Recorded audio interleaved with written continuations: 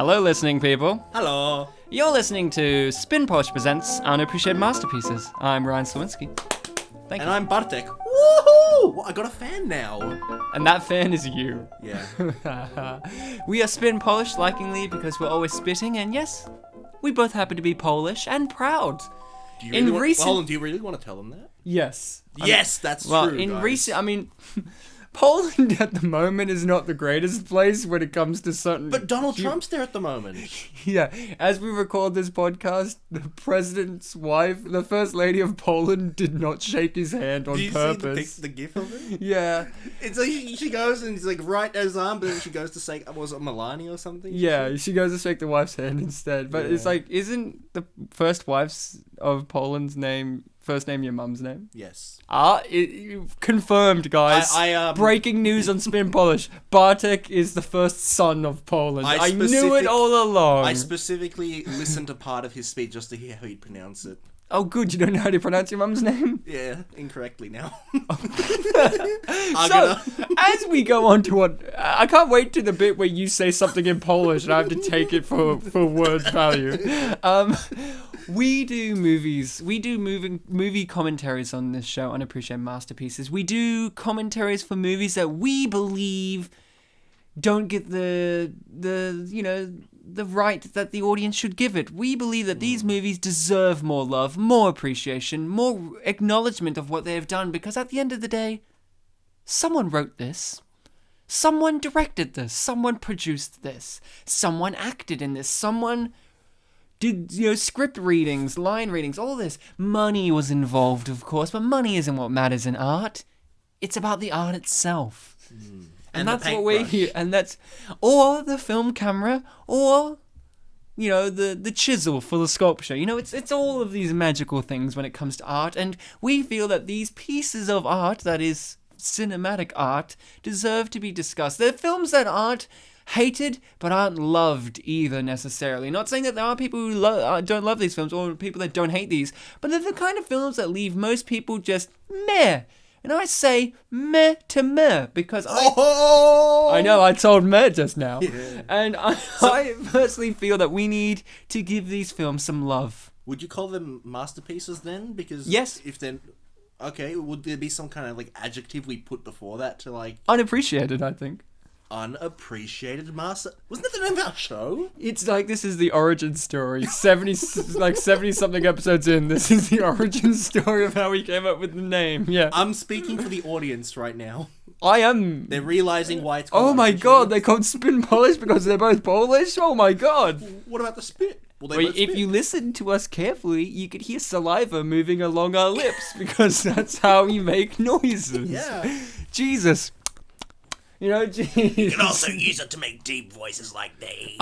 I really thought you were going to say, I thought you could use it to use deep throat. And I'm like, Jesus, Bartek. I know we're getting off to a rocky start, but gobbies, straight off the bat, we leave that for at least 20 minutes in, not 20 seconds. But that's not what happened. But Bartek. Yes? Talking about gobbies. This episode, we're doing a film that everyone in Australia, well, we say gobbies, yeah. We say gobbies for blowjobs. It's such a classy term. Macca's for gobbies. Translate that one in Google. So McDonald's being used to pay for. So gobbies give a sense of pleasure, I can say. Unappreciated gobbies. And when we want, what movie's going to give us the same sensation as a gobby? I think Ryan. Ryan? Did I say Ryan? Yeah. I think the film that... You don't even know how to pronounce your mother's name or my name. I'm very upset. Ryan? That's actually a girl I know from my hometown. Spelled R-H-Y-A. Okay, Sliwinski. Thank you, that's how you pronounce it. There's always a Q in there. Yes, and an X, I'm sure. So what are we watching, mister? The film that we are watching today, which, as you said, is going to give us a gobby... Or the same pleasure as a gobby. I think it might have been a metaphor. It was a metaphor. My mistake for being simile, literal. Perhaps. I don't know. I'm not an English major. A simile is where you say something is like something. Well, isn't this film like a gobby? That's a simile. There you go. Saying this film is a gobby is a metaphor. English lesson, but not Polish, because the title of this film is Wyznania Zakupaholiczka.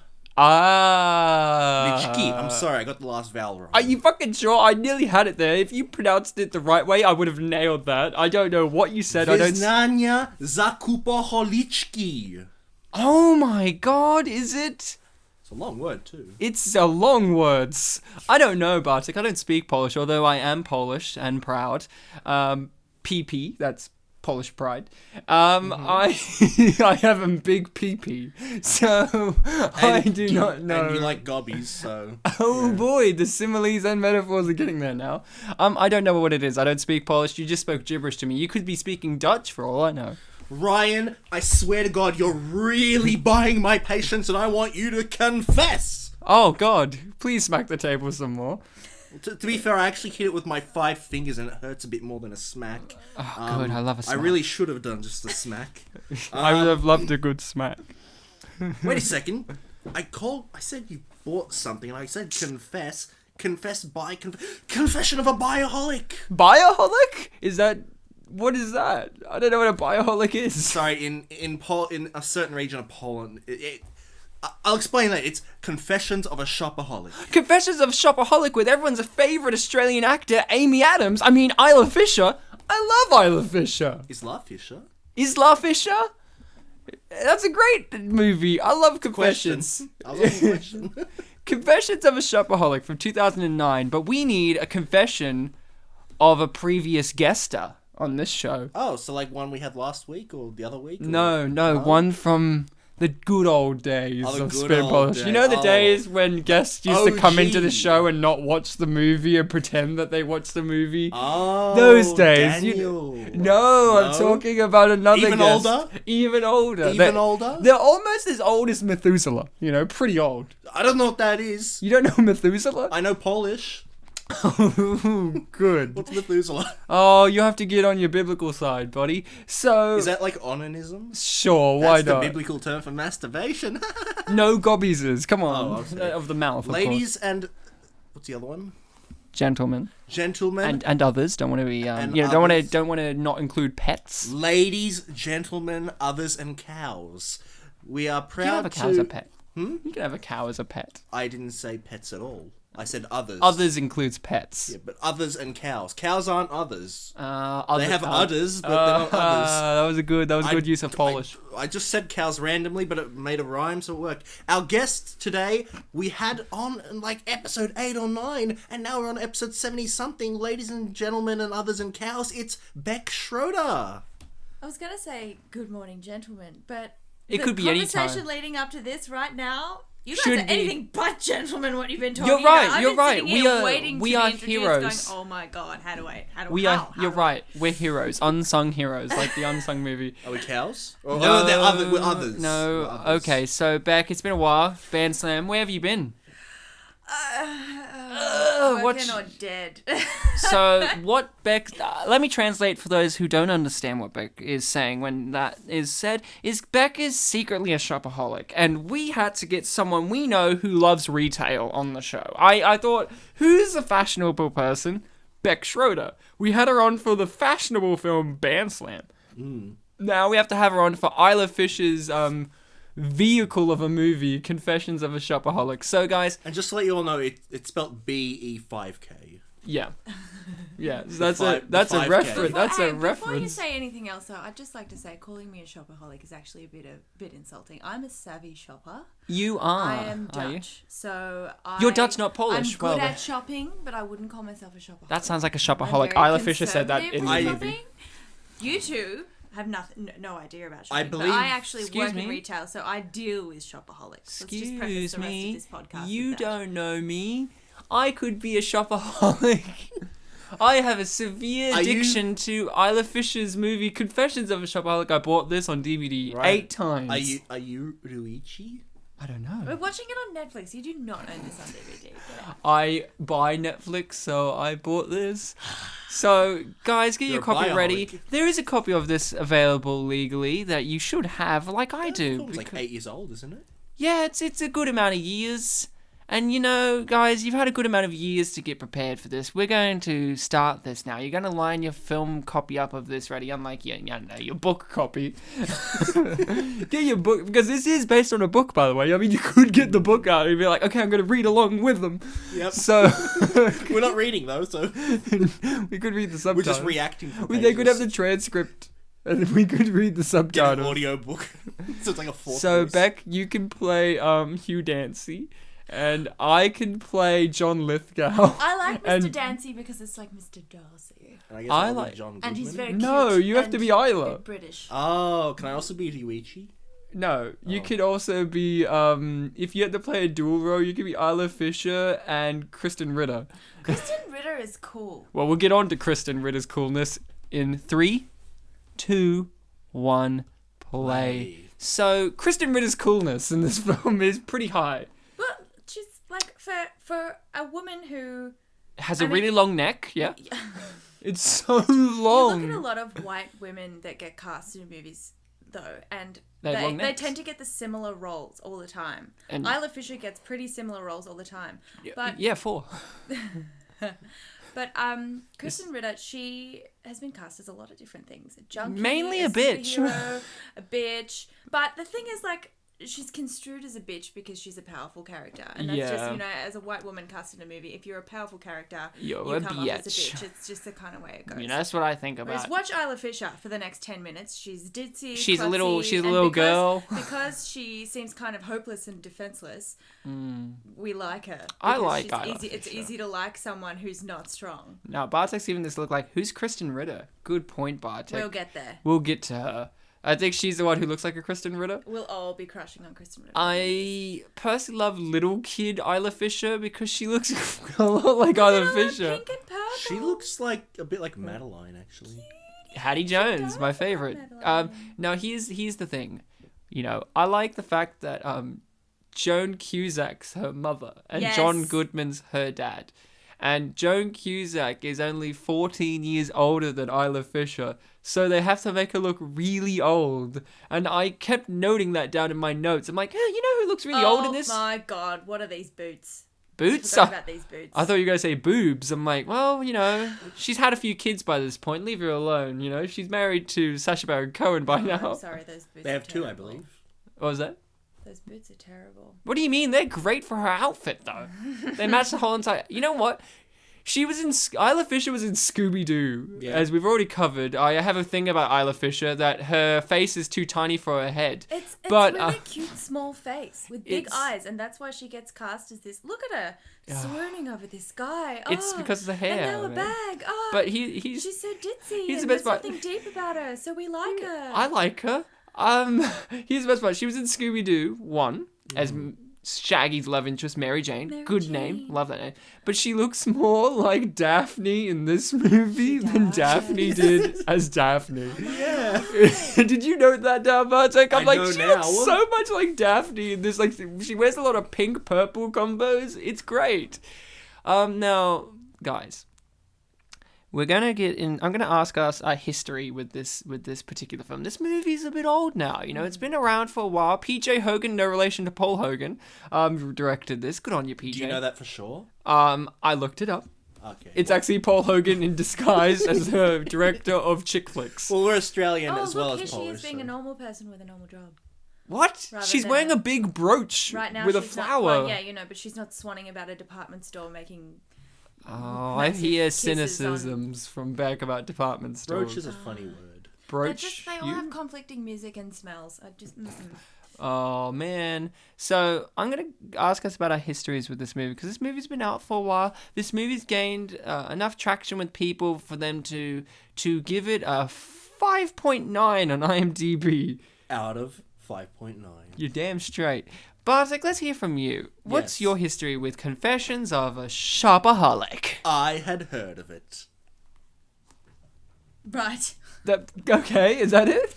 Yep. So you'd never seen it before? No, I didn't know anything about it. So when I Here she Looked is, Krysten Ritter. Long neck herself. But when I'd looked it up, I was like, you know what? I'm not going to look up anything about it. But then I caved and I was like, let's look up the lead actress. I saw Isla Fisher and I'm like, this is going to be But this is a fantastic movie. You're right, because Isla Fisher's in it. Beck, what about you? Now, did you see this film when it came out? I didn't see it at the movies. I probably saw it a year later. It came out when I was in year 11. Oh, and wow. I reckon I saw it by the time I finished year 12. So I would have hired it. Yeah, do you know what? I did. I hired it on DVD. Ooh, wow. I rented it back in the day. You gave her money. Do that. From what store? From...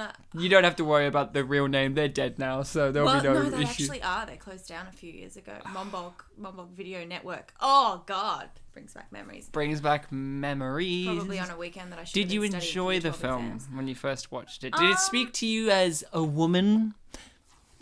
Films like this that Or are supposed pet. to be about fashion and shopping and being a girl and being a woman and all this sort of stuff, I just find really confusing. Kind of like Sex in the City sort of thing, because how the fuck is she wearing all of that and nobody's telling her she looks ridiculous? Because she's surrounded by other ridiculous people. Yes, and directors and movie. Oh, but didn't you like how George Lucas film productions did the CG work for these mannequins? Yeah. You can tell. Yeah, and with the whole thing about the whole she looks ridiculous thing, that's part of the brilliance of the film, because it's making you think that that's what the film is about. But the film is about an obsession, an addiction.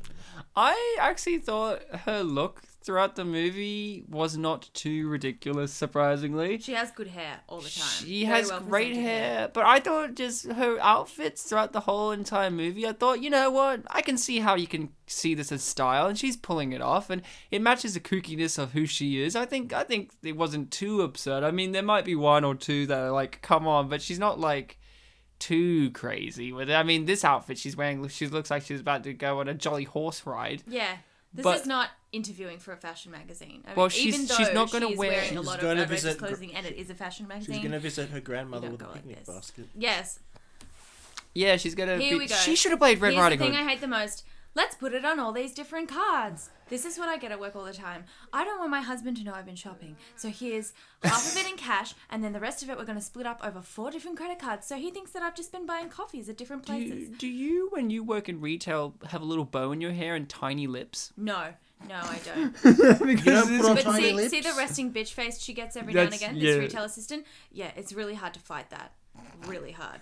do you? It's not resting bitch face, it's I'm going to kill you. Why do you keep making me do split payments bitch face? Yeah, now how many times in retail do you see a woman sprint out of your store to go to the hot dog vendor and buy all 96 hot dogs to get change? See, this is a bit desperate. I mean, For the hot dog guy, I mean, don't he leave my really was store, but- upset. Well, see, Ryan, it's a very rare occasion because she doesn't actually buy the hot dogs in the end. Oh, look, Sunkist. Thirsty. here we go, lying you to have get to- what we want. That's what customers do too. Oh, look, Ryan, Pepsi! No, Bartek, you have to remind me later on that there's some great movie product placement in this film. You have to remind me about this. Like movie style or actual movies? Movies that are Yeah? advertised in this. Okay. I can't wait. But Beck, you're saying as a woman you don't really gel with the whole I'm a shopper, female vanity kind of thing as much. Yeah? No, you don't. No, you don't bond with it.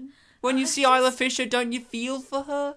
No, Don't you go don't. as someone who Because works in retail? Don't you see? This Don't you character feel? has John Goodman as their dad. How can you be a screw up when John Goodman is your dad? Clearly, you haven't watched Big Lebowski. I mean, the last thing you see, apart from the credits in this film, is him, being spun on the floor. Yeah, I also like to view, before I get my history, I really want to talk about this character here, not her, the male receptionist guy.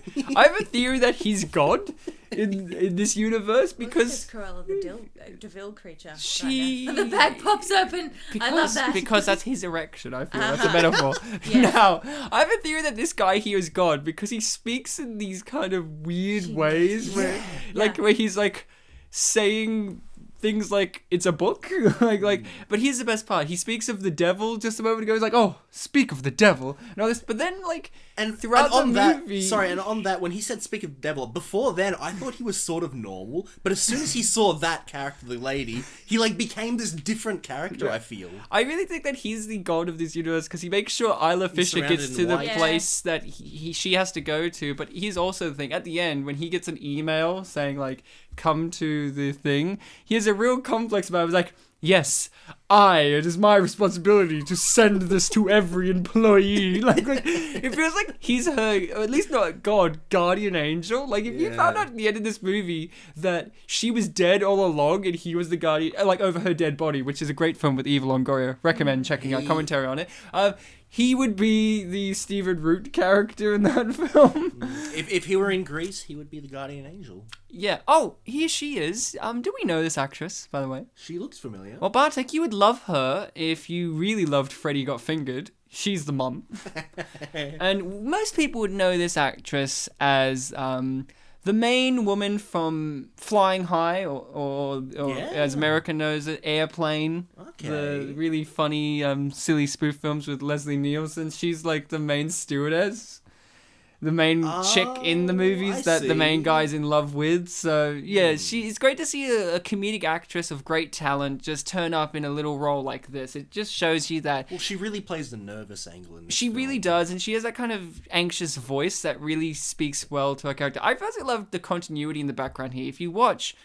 There's no woman at the chair sitting behind her, but then, you see this woman, she's walking there, and you will see her throughout the background of the scene picking up a scarf and just sitting with the scarf, not doing anything with it, just sitting there with the scarf on her lap. Like, she's like, I'm not going to look at it. I'm just like, this is a scarf. I just sit this on my lap, Oh, look, he's checking out Isla Fisher's butt. You know how you got in films the meet cute? That's theirs. Yeah. He's like, butt. And you know how sometimes you get like a little bit of fan servicey stuff, like, cleavage bums? It wasn't for the audience, it was for him. Yeah, he's fan serviced, alright. Yeah. So my history of this movie is a lot like Beck's. I watched this in the final years of school as well.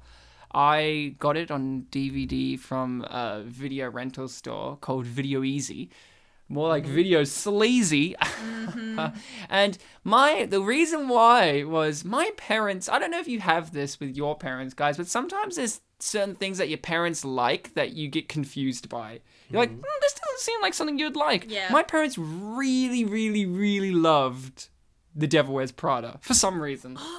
And I don't get it because I didn't like it. The only thing I liked in it was Stanley Tucci and Meryl Streep, but that was about it. Love Stanley Tucci. Well, if you love Stanley Tucci, check out our episode on The Core, in which we talk about his butthole. Oh no. Oh yes, you mean? Oh no, I like him in Easy A. He's the best dad ever. Well, if you want to see him in some good hot steamy roles, see him in The Core. In our episode on The Core, Ryan literally looks up like naked Steve Tucci photos on Stanley. Stanley. My God. And the gay community loves Stanley Tucci. See, I'm really scared to. I read the book The Lovely Bones. Oh, he's the best part. Into a movie. He's the best part. But I'm scared to watch him as that character because I love him too much and I don't want it to be ruined for me. He's the best part about just getting on Stanley Tucci train. He's the best part about The Lovely Bones. There's always room for I kind of feel like we could do it on the show because The Lovely Bones is god awful as a movie. But the weirdest thing is, and I love when this happens, Stanley Tucci is so dedicated to that role in that movie. Like, yeah, it's a little bit cartoonish, but so's the whole film, so it kind of works. He got Oscar nominated for that movie. That movie's trash. So it's kind of neat to see when one actor can really get something out of a role in a movie that's trash. He got Oscar nominated worthy because of it. I'm very proud of him for that. Good job, Stanley. And if you had to give it a rating? If I had to give it a rating, I'd give it, how big is Stanley Tucci's nips? I gotta know. Is it a dime? $50? What?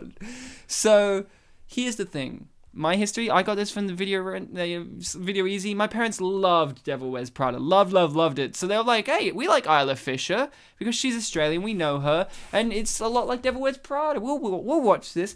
And we watched it and we enjoyed it. And, I haven't seen it since it came out. So around 2009, 2010. And I remember it fondly. I liked it more than The Devil Wears Prada because the simple reason of I liked the main character more. And you didn't like Devil Wears Prada, so... No, I like Devil Wears Prada was fine. I just didn't love it as much as... Everyone's like, Devil Wears Prada is this groundbreaking film. I'm like, is it? No, Anne Hathaway's annoying in that film. Anything with Meryl Streep in it, there's a bit of a hype. And rightly so. I love a bit of Meryl Streep. That film has what I feel is... Devil Wears Prada has great supporting characters, not a great main character. Well, this film has really great main character. I personally liked Isla Fisher. I thought her narration was good. I thought... the actions that she chose, and I didn't even mind the whole she's a liar kind of aspect because it kind of felt good, and Isla Fisher, like, as you can see here, is a great comedian as well. She's a really good physical comedy actress. She knows how to play silly faces and do a lot of physical comedy. Like, I particularly enjoy the scene in which she's trying to get a letter. Maybe she and Sasha are made for each other there, now that I think Oh, they are. Yeah. Oh, they are. Like They're the wonder couple. They are the royal couple of screwball comedy. It's just Isla Fisher is a prankster as well. So here's one of my favorite pranks of this. She gets Isla Fisher. Sorry to interrupt. Can we just have a bit of appreciation for this character's socks? Did you see the pom poms on her socks? Oh yes, of course. I look at Krysten Ritter's socks all the time. They're amazing. Look at Krysten. Isla Fisher is a prankster. Right. She gets confused with Amy Adams a lot to the point in which the best part of Nocturnal Animals, which I still haven't watched, but I still say the best part is Isla Fisher plays Amy Adams' character, because Amy Adams is reading a book about her life, right, by her ex-husband, and in the story is Isla Fisher playing Amy Adams, and I just think that's great. Yeah, the character that's meant to be. Is she good? Is Isla Fisher good in it? Because everything I hear about that movie, everyone's like, oh, Michael Shannon and Jake Gyllenhaal and Amy Adams. Like, is Isla Fisher any good in it? Because I root for Isla Fisher. She wasn't. The story in the movie is really mostly about the two guys, because the girls kind of vanish after the first scene. Well, I hope she's good. But, like, Isla Fisher looks like Amy Adams a lot, yeah? Well, one time for Christmas, or the holidays, her and Sacha Baron Cohen sent, like, a family photo, but they photoshopped Amy Adams' head onto hers, and no one noticed. It was like, happy holidays from Isla and Sasha, and then no one noticed, not even her family. Oh, which is great. It's kind of like how Natalie Portman and Keira Knightley look so much like each other, and like, you know, whereas like in the Star Wars movies, like Keira Knightley played like Padme's like body double and gets killed. Well, it's like I didn't know that. I love that photo. There's this photo that went around quite a while ago, and it was of Natalie Portman wearing a Star Wars t-shirt, a Star Wars t-shirt. It said Stop Wars or something. No. It said Star Wars and stuff, and she's like posing in it looking all cool. And someone's like reposted it and like pasted in the text that's I hate these fake hipster girls that pretend they've seen Star Wars. It's like she was fucking in them. Idiot. Like, she's Darth Vader. She is Star Wars. She's Darth Vader's fucking lover. So here's what I like about Isla Fisher. She knows how to play drunk well in this scene, and Krysten Ritter has really learned how to play drunk better. She's over the top in this scene, but it's kind of like fun, you know. And Ryan, you and I, the biggest alcoholics in the world. I've been around, man. You know, I'm drinking from the gutter. Oh no, they dropped a letter. I drink beer juice, man. So this film has a lot of surprises, I feel, because I had not really had the strongest recollection of what the plot was. I just had a warm feeling about it. You know what I'm talking about? When you haven't seen someone in a while, or you haven't watched something in ages, or read something, but you don't really remember them very well, or the plot, or whatever, but you still have like this warm, fuzzy feeling about it. Like, I had a good time with you. Yeah, I had a good time. I had a good time with that. And you're worried about, if I revisit it, will it be like, I'm a cynical bastard now and I've grown up, or maybe it was terrible all along. I think I'm a lot more cynical now watching this than I was. Beck, why you gotta be so cynical? Are you that homeless lady that they actually established quite well just now? I noticed that just now. I was like, oh god. Women that are like this, that are living way above their means, really bother me, because I deal with them every day, and I can't afford to be like that. So but it's her. But look. She is just a woman with an addiction. She is the female version of Renton from Trainspotting. Yeah. Okay. Her heroine is clothes. Yeah. Don't you feel sorry for her? I do feel sorry for her, but it's also kind of, I don't know. Like, there's no chemical addiction with this either. Like, it's she gets euphoria. Yeah, she gets euphoria, but like, she also has... There's not an actual dependency on a substance going on here. This clothes, is like... clothes. This is a very shallow, materialistic thing here. I like and that. It is such an issue in our society, and it makes my job hard, so I'm destined to be salty about it. She said you get euphoria. Mm-hmm. Well, fucking why didn't she get me some euphoria? Okay, I can see this circulating back around to Gobbies very soon, so let's just keep moving back on. You know what the best part? You know what the best part was? It wasn't going to. No, but now it is. I'm not. You're like Ryan's the one that keeps bringing them up. So Euphoria more like Eugobia. So is this where?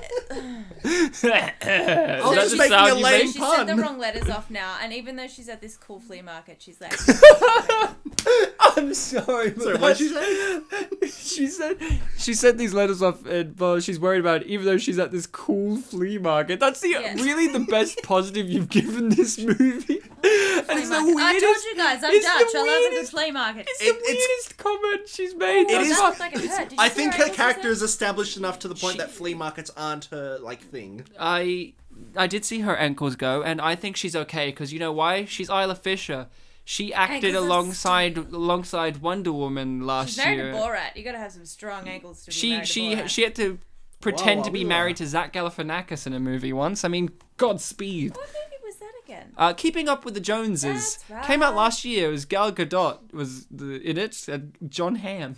And of course, like, out of all the mail, they're the one pink envelope. Well, she's that kind of person who uses pink. Yes. Who uses pink? I love this scene. Like, it's a good little... Oh, the arm and the sleeve. This is good. I love the guy. I personally do love how the guy notices the difference. Like, when he doesn't do anything. Like, he's like Guy would. Like, he's not completely dumb. Like, I do love when she uses the big blue coat and she shoves it out. And he actually gives this look of, like, acknowledgement of, hey, wait a moment. But he's like, I gotta hit on this chick. I love the dynamic of she doesn't have peripheral vision. That swing just... Woo! And he is just talking about, it feels like nothing, or the most generic stuff. Yeah, it's like you could watch his movie about dating this chick. And the Sesame and I love, Street look, monster coming to eat the letter. Wow. And, wow, you called Isla Fisher a Sesame Street monster. Grab the letter. Maybe. Forever.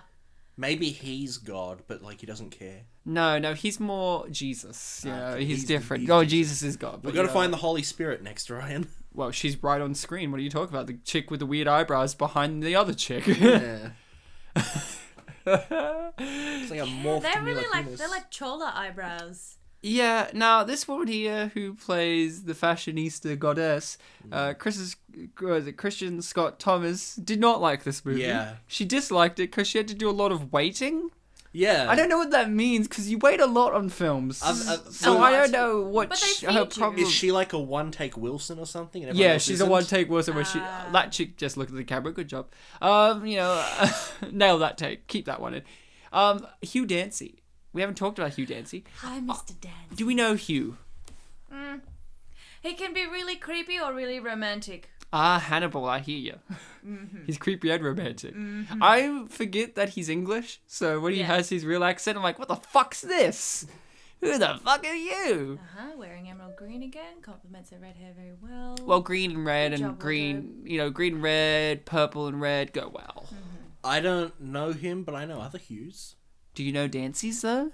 No. I know Hugh Grant. I know a guy called Hugh from a placement last year. I know Hugh Neutron from Jimmy Neutron. Hugh Laurie. Hugh Laurie.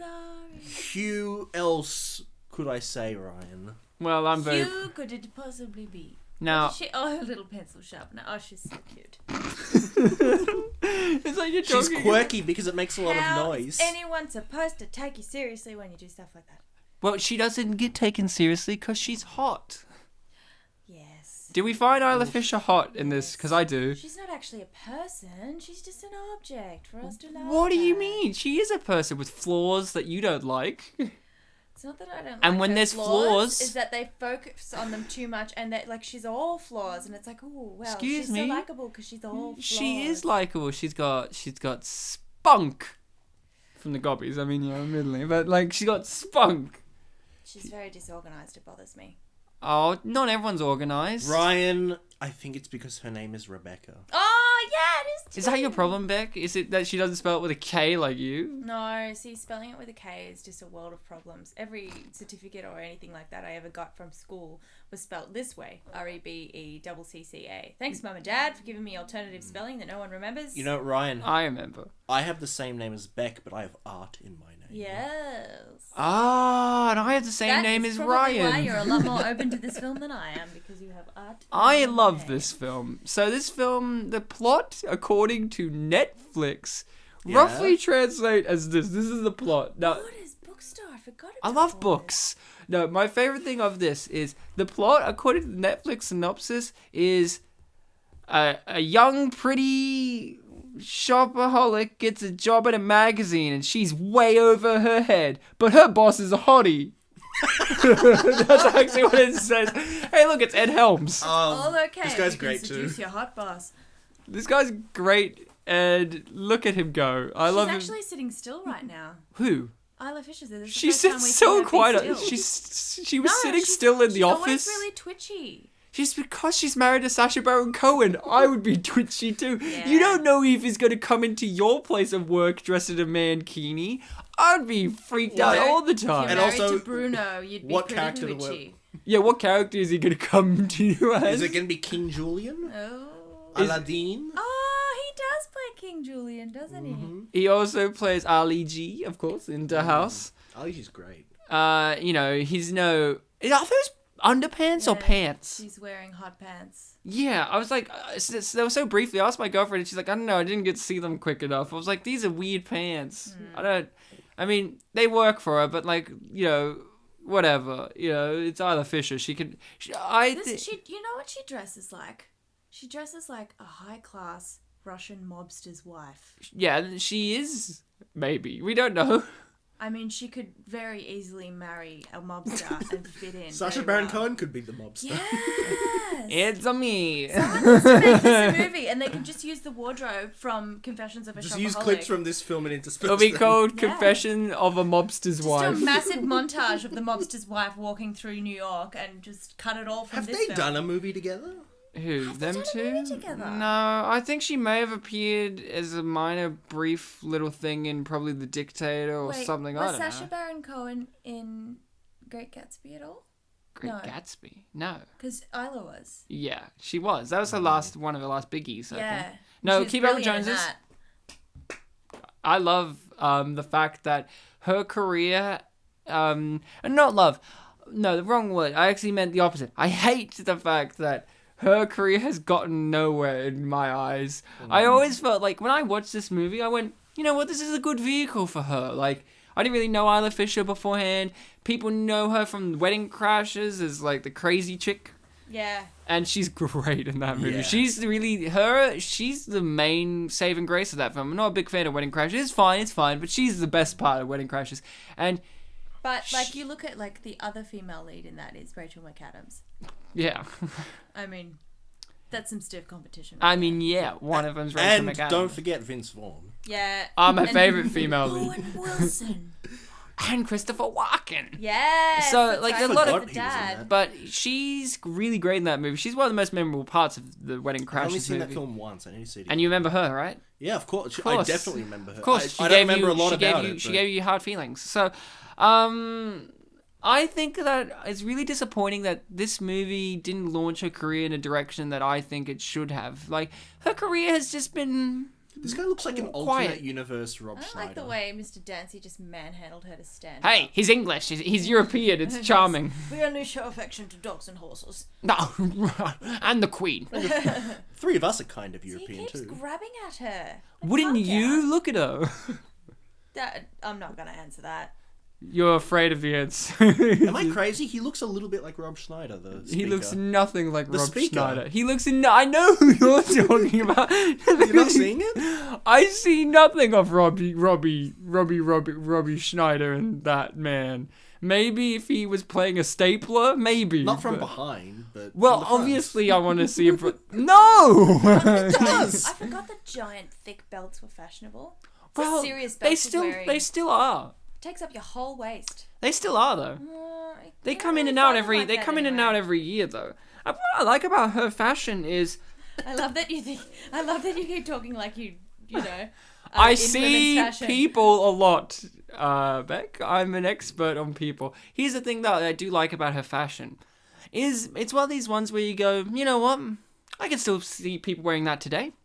The style. I wouldn't call it her fashion. I would call it her style. 'Cause Oh. fashion is about trends. Yeah, okay. This is sort of. I mean, the good thing about the wardrobe in this movie is that it's not fashionable. It's stylish. But it's kind of timeless in that sense. She will be her outfits are pretty amazing. They're all Whoever did the quite costumes, outrageous, and you know, Whoever did the there costumes are should elements be to proud. each outfit that are always in at some point.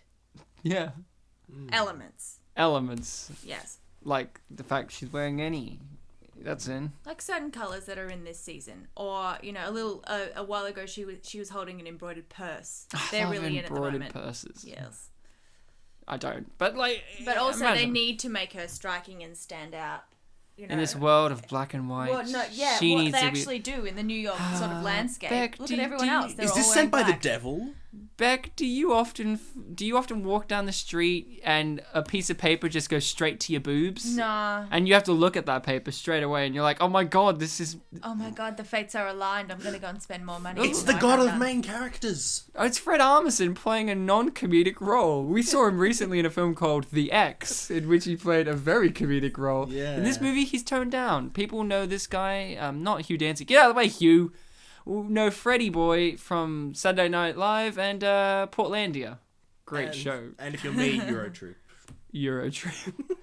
I love the fact that he's playing golf on the computer. Yeah, some kind of weird VR golf. Simulated. I love 2009 where you could play VR golf while being a businessman. You know, that was my favorite era. You know, this should have been in Black Annie. Blanny? Yeah. Yeah. In the apartment that's so high tech. Oh man, could you imagine if they did a sci-fi horror movie today where it was like a high-tech house that keeps the people in there, but it's like all it does is make them golf all the time until their arms are really sore. And Quvenzhané Wallace is in it. She's the house. She grew up into a house. So, is this how it is, Beck? This right now? Yeah.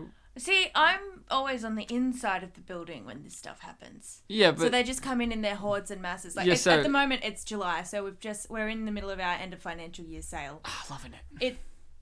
It's a bit like this, not quite so hysteric. That's sort of a Black Friday-ish kind of thing right there, with all the women running in, knocking each other over for half-price Gucci. But I can tell you now, like, we've had people lining up out the door for fitting rooms. It's crazy. Well, sometimes. All for shit that they don't really need. Anyway. Have you got any funny fitting room stories? Because my mum does. She works at Big W, and for a while there in my hometown, there was this really attractive New Zealand guy going around my hometown, going around to random change rooms and just masturbating furiously. Gross. But he was a weird part. I thought it was everyone was like a romantic story. Everyone was really confused because he was really attractive. So they're like, why does he need to do this? Yeah. Like if you saw, your typical masturbator, you're like, okay, yeah, hunched over, so sweaty, overweight, balding. But this guy was like a 24-year-old, attractive, outgoing guy who did that all over town. And my mum's like, yep, that's one. Do you have that, Beck? I mean, a lot of the time it's just people's used band-aids or snotty tissues left on the floor. Oh, that's okay. Rooms. No used tampons? I was just about to say a few months ago I found a used tampon. Someone had just pulled it out and left it there. And also someone left urine-soaked undies on the floor of a fitting room for me once. Were they from the shop? I was about to ask. No. I've never worked in a place that sold underwear. It was their own underwear and they'd wet themselves, obviously. And then Wait, sailor's so good. Hold on. You're saying in that store they didn't sell underwear? We didn't like. Okay, so what did they just walk out underwear? Underwear that they put on that morning and went out for the day and peed in, and then they wet went themselves. I'll go home. Similarly, I've also found period-soaked undies in that same store. No, in a different store. So did that one sell underwear though? Because I've never worked somewhere that sold underwear. People bring their own underwear into my store. So they walk out with no underwear, or they already had pre-packed underwear? The guy who peed himself probably. Guy will go your Which I feel like if you're particularly leaky that day, it's not wise to go anywhere commando, but they leave their underwear in my store and walk out with none on. My mum... Free underwear. To go straight to Kmart to buy a new pair, Come on. My mum had, when she was first starting out retail, she cracked a big thief case. This is like detective mum. Really? There was this woman that was stealing things, but they couldn't figure out how she was stealing things straight away. Thieves, like professional thieves? Yeah. Here's what happened. This is true. This woman was really fat. Oh, was it under her... Folds of skin. Oh, no! And they called her the folds of flesh. Because she was shoving, like, jewelry and, like, small things under her folds. Wow. And my mum just had, this was like during the 70s, so they could pat them down. Still Big W? Oh, wow. No, I think this was like a boutique or something. Okay. And it was just like, pat them down. It was like all the shit just fell out. I was like, ha. Wow. So, and they're all sweaty and gross. I have had so I worked in a stationery store for nearly 2 years. And around Christmas time, a couple of years ago, a woman who was in a wheelchair was in my store, and I saw her grab a leather-bound diary off a shelf and put it behind her in her wheelchair. And I said to my manager, what the fuck do I do? Because you're meant to approach people when you see them thieving, but how do I say to her, hi, lady in a wheelchair?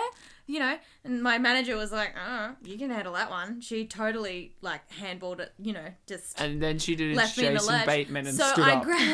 I grabbed a packet of pens and I grabbed a notebook elastic, which is like this, it's like a big elastic band that goes around a diary and it's got a little pen holder in it. Mm-hmm. Grabbed them and I went up to the lady and I was like, hey, how you going? How's your shopping going? She's like, oh, I'm fine, thanks. I said, I just wanted to show you these because they go really well with the diary that you've got. And she was like, what? And I was like, oh, the diary that you've got with you in your chair. These are the perfect, if it's a gift for someone, you should put them all together. It's really, smart it'll look really move. That's anyway, she just pulled the diary out from behind her and handed it to me and wheeled out of the store. And I looked over at my manager and my manager was like, holy shit, that was brilliant. And I was like, I'm sweating. Smart move. Like, oh, Little did you know there were 4 other diaries in that chair. Oh, I don't know. So, but the manager knew. There was an the manager's like, I'm still impressed with your skills, Beck. There was an episode of You Can't Ask that show on the ABC about it was old people in wheelchairs answering questions, and one of them was like, because someone said, oh, what are the benefits? One of the questions was, what are the benefits of being in a chair? And what this guy was like, oh, you can steal heaps of stuff. And I was like, fuck you. I'm sorry, but you can't answer that. That makes someone else's life hard. Come on. Jesus. Yeah. Anyway. I get a bit passionate about thieves. There's this girl named Beck. Thieves and counterfeit notes. I am passionate about Isla Fisher, and this is true. There's this concept of I think it's like your whatever Pope, or it's called, where it's like you have this one thing that you will fight passionately about, yet deep down yourself it's pointless to fight over it. That was Rob Schneider. Look-alike. Is that... He looked like him. Yeah, it's you. With that. Me, it's like, it's Isla Fisher's career. I'm like, God damn it! I fucking love Isla Fisher. I mean, she hasn't done enough to prove me right, but God damn it! She's good, damn it! She was on Home and Away. She has the material to be in good we movies. all need to look at John Goodman and his beautiful hamster hairdo. Look at that. It's like someone blow-waved a hamster and put it on his head. I love seeing John Goodman and how much he's the same but different. I love that he's the voice of Sully from Monsters Inc. Yeah. I also love the fact that he's in everything. There was a streak of movies in which he was in the Oscar. His mom, who had Isla when she was 14. When she was 14, yeah, then that means John Goodman did Stats Rape, maybe, I don't want to say that. Oh, that went dark real fast. No, right, he's younger than like always. No, I love the fact that John Goodman's 27 in this movie, right? Yeah, exactly. So she got someone else. But I love with John Goodman. He's one of those actors that's in everything. There's a streak for a while where he was in every either Best Picture or nominated Best Picture movie. So he was in The Artist. He was in Argo. He was in The Artist? Yeah, just in one scene. Oh, in a couple scenes. He played a director. Okay. I love that that they just told her that they spent her inheritance. It's not in her inheritance, it's their saving. nest eggs. Well, yeah, but she was all like, oh, they're going to tell me that they've got money to give me. Fuck her. Yeah. I would, but I can't. She's all over there. Because they deserve to, because they worked hard and didn't shop when they shouldn't have. I mean, he afforded those Ray-Ban sunglasses, but we're not going to talk about that. Wasn't there a joke about John Goodman being in films in Rocky and Bullwinkle, where he's like, I'm not John Goodman? Oh, yeah. He was in... Yeah, John Goodman's been on the show before in The Adventures of Rocky and Bullwinkle. I love John Goodman. He's someone who really should have gotten an Oscar by now. He plays a really good dad. Yeah, in Roseanne, you're right. Yes, in Roseanne. I love Roseanne. But I've watched this. I like John Goodman quite a lot. I root for him as an actor. I want him to... one of my favorite movies of last year, simply because of his great performance. Well, not just that. He was 50% of that movie, of his performance, was 10 Cloverfield Lane, in which he was so good in that movie, where you're like, is he insane? Is he normal? I don't know, it's John Goodman. I kind of trust him, but at the same time, I've seen him play assholes before. I remember a few years ago, there was a trailer for a film that he was in where he just kept saying, fuck you. Ah, the classic Fuck You movie. I love that film. Well, he had a whole speech about how you say fuck you. Oh, man, I need to know John Goodman's Fuck You speech. Now, this outfit's my least favourite of hers. It's just got too much going on. Why have you tied a scarf around that nice Is little that shirt? tied around, or is that actually a part of it? I don't know. Actually, I think she's put a boob tube on over it. See, this is where they go too far. See, I don't know if it's like it's some other layer on top, or if it's actually a part of the outfit. Like, these are the things, like a part of this blouse or shirt or whatever. I don't know, but the earrings are working. This is where wardrobe just throws up on a body and goes, there you go, wear that. There we go. There's an episode of Sex and the City where... I know I'm referring to this again, but whatever. New York. What's the main character's name again? Carrie Fisher, who is a shit person, let's just say. She's very selfish and a terrible friend. She's wearing like tracksuit pants with some corset thing and a jacket and a pair of Manolos, like high stiletto heels, and it doesn't make any sense. She looks like a bum who like robbed a rich lady and stole her shoes. Carrie Fisher, come argue with us. I do believe that in this movie, Isla Fisher was required to wear, 15-inch stilettos at all times because she's short. Yeah. She's so short. Tiny. There's a bit where a former NBA player, which they never got back into that story, by the way, lifts her up and shakes her. He does it twice in the movie. I'm like, please don't kill her. She's so little. And Sacha Baron Cohen is so tall. Imagine that. Oh, this was my favorite character. The mum looking in the veil. It's like, for a split second, so cute. I didn't even consider Carrie Fisher, Isla Fisher. Are they the same fish? Now, here's where we learn something about Brandon, fluke Brandon. We learn that he has a mum. What? And I often wonder in movies if people have mums. Like, does Alicia here have a mum? Or was she born from an egg? From a seahorse, From another. Was another, or... Other. From another mother. And then, does the sea here have a dad? I don't know. Like, these are the questions I ask myself. Now, this scene I thoroughly enjoyed because what I love about scenes like this in movies where you have the protagonist is where you think the protagonist's nature will be an embarrassing thing, but it's actually, I like these kind of jokes where it's actually like, no, they're actually perfect. Like, in their element. I really hate, like, it's one of my things that just makes me annoyed when you see a character just being an embarrassment and it's just like played for embarrassment's sake. But this is actually like, you think it's going to be that, but it's like, no, actually everyone loves her. She's great. And the Finnish guy, that's like, they're actually going to go there. But then no.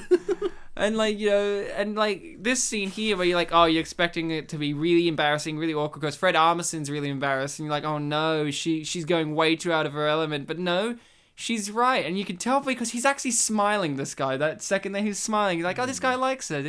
I like her anchor necklace. Yeah, that's interesting, that one. I think because they're on the beach, she's gone for a bit of a nautical Also, look how silly it is. There's an umbrella on her drink. Yeah. It's not raining in that room. And he's got a tie on. Why? He's going to choke himself? Michael Hutchinson style? Maybe. It's Miami, after all. So, I do like the characters in this movie. Bartek, what about you? You went in blind to this. Beck and I had a history already with this movie. You went in blind not knowing much about it. You talked to me and you said you knew the title. Yes, I heard You didn't necessarily know why, and I was like, it's a book, and you're like, maybe, yeah, that's probably... Can we just draw attention to the fact that Hugh Dancy right now... is smoking? Well, like, his outfit, like, for someone in his position, this character's position, it's not very striking, it's not very strong. He looks like someone's brother at a wedding. Well, that's why Isla Fisher takes him on a shopping montage later. Yeah. In this same sequence, she's like, your tie does not match. He needs it. So, Bartek, just to go on, what did you feel about the story and the characters involved, yourself being an outsider to this world? Well, look, Ryan, I heard the title Confessions of a Shopaholic. Cockalick. I even saw the poster. It was like, lady posing wearing a nice dress. Nice in quotes. Nice. I don't know. I can't remember which dress. I think it was the pink one. Yeah, it was pink. And I thought to myself, this looks like a movie that... That was cute. Sorry. That's how you do it. Just her rubbing her face all over them and not even kissing. This looks like a movie that wasn't made for me, But I know that since it's going to be on the show, there's going to be something about it. And then I watched it, and I thought to myself, you know what? There's something about it. And you know what? That's what I said before I watched it, that I was going to say that, and then I did say it. And the thing that is about this film is that it has a main character with flaws, with a quirky personality, who... What? Sorry, that woman poured a whole bottle of champagne on an elderly gentleman's arm. It's pronounced champagne. It's pronounced champagne. It's a movie about a girl who is quirky, has a lot of bad luck going for her, but is really liked by a lot of people. It's about a character... Especially Derek Smith. Especially... Well, they were dating once, Ryan, did you know? Yeah, look at him. It gets funnier every time. And the film isn't perfect. Like, Finland isn't in Scandinavia. But is it not? It's Nordic, but it's not Scandinavian. Scandinavia is apparently just Sweden, Norway, and Denmark. Who the fuck's this guy then? Yeah, maybe he wasn't actually. Fish on his the little sharks on. Oh. Ooh, you've done. Ooh, debt collectors. Ooh. Yeah, but like drawing all those little sharks in his book, that's like, whoa, man. I like how the more you see of Derek Smith, the more and more he is the boss from The Incredibles. The one who's not happy. He looks exactly like him. It's not like him, Edna but he looks Mode. exactly like him. He doesn't look anything like him, Ryan. He looks exactly like He the looks boss. nothing like him. There's this You're crazy, lady, right? He this looks lady, and like I think Rob she's Schneider. she's either on like CSI or NCIS, and she. There's an looks ad like for Edna CSI in Mode. this movie. Oh really? Yeah, when they have one of those city establishing shots, it's like, oh, look, CSI. But I thought you said it was movies. No, that's later. Don't worry. I remember. You told me to remind It you, but if you're involves going to remember... it involves reflections. Don't worry. So Oh. yeah, CSI. You're saying a woman sees people. Yeah, it's just this actor on CSI or NCIS, one of the two, and she looks like Edna Mode. Yeah. Yeah, like so much. It's NCIS. Yeah. Yeah. Okay. It's classic so. NCIS. Yeah. Abbreviations. That's Naval Crime Investigative Investigation Services. It's called Naval Crime. Yes, What's it's where- Scooby-Doo? it's where Crime of my belly. all the crimes have something to do with belly buttons.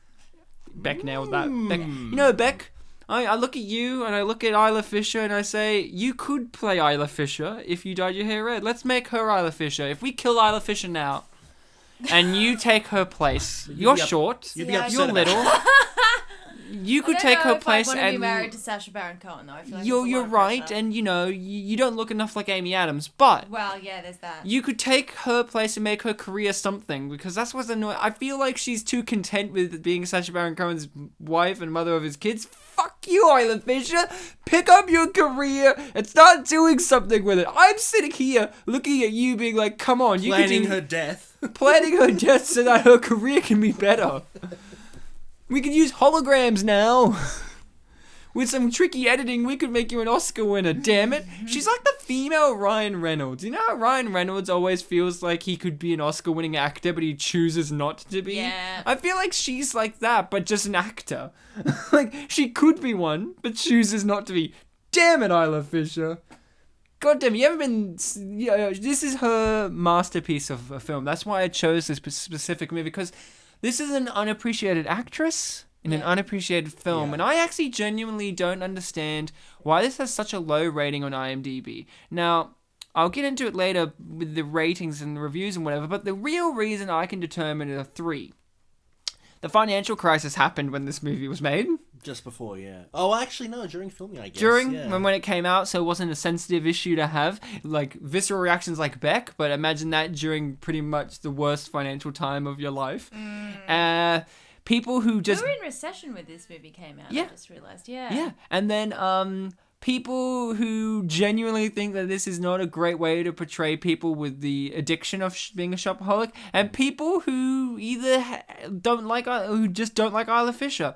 Those are the reasons. Surprisingly, I found little comparisons to Devil Wears Prada being a reason why this movie sucks or why it rocks. There's actually a lot of people recognize that this movie is very different to that film. I suppose to address your points, Ryan, like recession, yeah, we'll have to give it to you. We've moved on. The second point that you mentioned, that was the... say it again, the second point? What, people not liking Isla Fisher? No, that was the third one. What was the second one again? Shopaholics. The Shopaholics. Now, in the IMDb trivia, didn't it say that she actually interviewed people that were Shopaholics? So she, in a way, she method acted. Oh, okay. Shit out of I don't know about method acting, but like kind of the yeah. verbatim kind of thing. Like she actually heard actual. No, she's problems? method acting. That's why she's not in movies. She's too busy shopping now. Oh, and for the third point that people don't like Isla Fisher, well, there's nothing we can do about them. Just fucking kill them, you know. Just die. You know, that's my method leave the of world. Of That'll solving raise that. the IMDb score a bit. Delete their accounts too. Let's, like, look at her, guys. She's got like a weird tiny face on her She's big doing head. This puppy dog eyes thing. That's her natural You're eyes. listening to me, so because I look cute and innocent and I am. non-threatening. Beck, I am listening to you. No. This is what. And you are cute and innocent. No, I am old and cranky and tired and salty. Oh my god, I can see it now. She's not using the puppy eyes. The truth is revealed. She's got peppery eyes. The liar has been revealed. Just like in this film. I really like this whole sequence from her going down to Miami to this dance sequence that's about to happen. I liked how she had a little bit of a problem with the fans. It kind of like, I don't know, this section of the movie is really sweet, tender. I feel like the weakness of this film, if I had to choose one, is the pacing of it. It's an hour and 44 minutes, I do believe, and you do feel the 44 minutes once the hour's gone by. Like, that first hour really flies by for me. This comes a certain point in the movie that I can pinpoint in which the movie kind of loses its focus in terms of tone and pacing. It becomes a little bit more serious, a little slower, which, it's fine for a movie like this. Inevitably in a movie that one could label as a chick flick, even though... The shoes look like they hurt. Nah, they look fine. Beck, you don't wear stilettos, I imagine. No, see, this is the thing. One of the jobs that I've had in the last 2 years, I wore stilettos every day. And I have formed these calluses on the balls of my feet. I have to get my dad to cut them off with a hunting knife. Yum! So that I can go into walk more again detail properly about that. Oh, no, honestly. And it's gross. It looks like cheese. When he's cut all the dead skin off my... dead skin off my feet. It's dead skin. If I keep these calluses there, they pinch the muscles of my feet and it fucking hurts and I can't walk anymore. But don't you like how she's fanning her vagina in this dance? Yeah, see, this is a bit weird. I watched an interview and her ass. Oh, I did a fart. I watched an Do you interview like with that? Isla Fisher about this film, and she said that she came up with the dance. Yep, I I can can believe tell. that. Any woman who dances like that deserves to be married I to believe Sacha her Baron exact Cohen. comment What a pair was- they would make. Can you imagine them both dancing like this? I That's believe- probably Yes. what their wedding night was like. I them believe- dancing like this. I believe that her exact comment was that her friends could tell that she made the dance. So that I says could something. tell as well. I wish I was her friend. Well, maybe you are, because you could tell. I'm friends with Beck, so I guess she's our Isla Fisher of the group. Have You you know, watched- a career that needs to go higher. Have you watched Beck dance with a fan? Of course. I mean, okay. I've watched Beck get calluses cut off her feet. I'm her dad, little did we know. Oh, okay. The thing that you wanted more detail on was just your good work. Yeah. Okay. So, I like the use of the fan here. It comes back later in the film when she goes to a fancy Here's gala. Alicia, still in her blue dress from earlier that day. Well, she is unlike Isla Fisher. She actually knows you work with what you got. You know, she's that episode of The Simpsons in which Marge gets a Chanel dress and alters it in 50 different ways. It's interesting that they have put her in such a strong blue because blue is meant to represent truth. And maybe she she is the massive lie that he's been hiding. Well, maybe she is truthful herself, you know? Maybe Well, it's, she didn't lie to anybody. maybe it's saying... I mean, she's manipulative, but she didn't lie. Maybe that symbolism there of her being in the blue dress just leads us to And point this all the is blame at him. Yeah, and this is a film that says, hey, you know this woman? She doesn't get punished except for being called a fancy prostitute at the end. But other than that, she's pretty good off. I think it symbolizes that the truth was there all along. And the truth was Isla Fisher's necklace thing is great. How did she not belt herself in the face with that thing while she was dancing like a lunatic? Because... It's very lucky to be here it alive. says CSI. And then, Prince of Persia. We've done that one on the show. G-Force. And G-Force, which is on the list. So that I was... saw that in cinemas. So that was the references. Oh, I like that there's armor guard trucks behind her. Well, it's because Well, it wouldn't be armor guard in New York, but, you know, It would- money collecting trucks behind her. It's because she is going to see Derek Smith. Yeah. And they're never gone. Who looks exactly like the boss from The Incredibles. So much. He really does. Yeah, We haven't even seen his face, probably. Bartek doesn't want to agree because I didn't agree about the Rob Schneider thing. Oh, I was joking. Let it go. Bartek. It was a reference. It was a callback. As a Disney song once bravely said, Hakuna Matata, man. You know? Yes. Asadiga Iboy. Here we go. Is this... I can't remember when exactly she finds out that she sold her. Well, the dress hasn't... They haven't even had the dress. Yet, yeah. It's later. It's so much later. We're still in the bits where they're friends. It is on stairs, to be fair, and that was stairs. But... this is yet another movie in which an actor or an actress from Breaking Bad is in it, because she's in Breaking Bad. Yes, she's a pivotal character. She dies in Breaking Bad. Spoiler! Nah, it's been out for years. Get used to it, guys. She dies like a champ. So, in the darkest scene in the whole show. That's the darkest scene. But... some people know she is let die. She is also known as the bitch in apartment something 13 or something. Well, she was just called Bitch Longlegs or something. Bitch? No, they were talking about another woman. No, we're talking about this. Yes, we're talking Krysten about Ritter, the one in the scene. Yeah. We also know her as Jessica Jones in the Marvel TV show Jessica Jones. Not all of us. No, that's why I listed a few options, Bartek. But you said we all know her. Explosion! You don't know Jessica Jones? No. Really? You're fucking behind the times, man. It's a good show. You should check it out. Never met her. It's a good show. You should check it out. She plays a really good central character in that called Jessica Jones. In case you couldn't tell. JJ? J. Jones, yeah. J. Jonah Jameson. Is she related? Or maybe Get me pictures John of Jacob Jingleheimer Spider-Man. Schmidt. And here we have Joyce. Joyce. The wife of a textile importer. I like this the is all clock very bag. Gloomy and serious. The clock and pom-poms on her shoes. Yeah, I appreciate all the pom-poms in this film. No, I like that we have a few guys in this group. It makes me feel good. It didn't feel too sexist. I love that there's this guy I'm a shopaholic. who really reminds me of a person Bartek and I know in real life, whose name is Ken. Yes. I'd love to have him on the show one day. And there's another guy here who is a basketball player. Yeah. And I didn't look up if he's actually a real guy or what, but I assume he is because then... Mr. Freak. Doc Freak. D-Freak. I'm a shopaholic. And I just love he's like, well, guy freak. And then I perform at NBA. Like, NBA, sorry. Yeah, and then like... I'll get back to that later. He never does. We never hear about that ever again. It's so weird. Like, it's like if you had... I read a few reviews for this movie as well last night after watching it, and a few of them mentioned that. Like, why wasn't that elaborated on? Because why did they put that in there? Because it's a great joke. Yeah. It's like when John Cena appears in a movie as himself and there's no reason for it. Like, obviously all the Fred movies in which he appears as his dad, but he's clearly just John Cena. Yeah, I do like it when films have a thing of like, we'll explain this, but then they don't. Yeah, it's like, why does Isla Fisher wear gloves all the time? Does she have some kind of allergy to penises on her hands? I don't know. The look on your face. I was thinking maybe she's got eczema or something, or like clearly a we don't. hand tattoo. Maybe. Oh my god, she doesn't have hands. She's got love and hate written on her knuckles. Maybe Sacha Baron Cohen pranked her. And he glued all of his pubes onto her hands. No, Ryan, Sacha Baron Cohen's method of pranking is trolling. She's talking dirty to them. Look at her go. Oh my, what? He's under those gloves asking awkward questions. Oh yeah. Oh, she's talking shop to them. Yeah. Oh, I like how the counselor chick loses it more than anyone. She's like really crazy after this. She is corrupting Yuichi. I really thought there was going to be a fight sequence in a later scene in which she sees the main counselor woman of this group and she's like, it's her! And then just goes like this. And I thought, oh, she's going to jump at her, right? No. Just jump from the ground floor up to the second floor. No, it wasn't like a second floor. It was. She was of higher elevation. But she would have jumped, but it would have been like a leap across to tackle her. Like, it would have been that kind of like out of a horror movie, like, Yeah, it was going to be an intense... Here we go. You should get a watch go with that bag. You like my soul sister.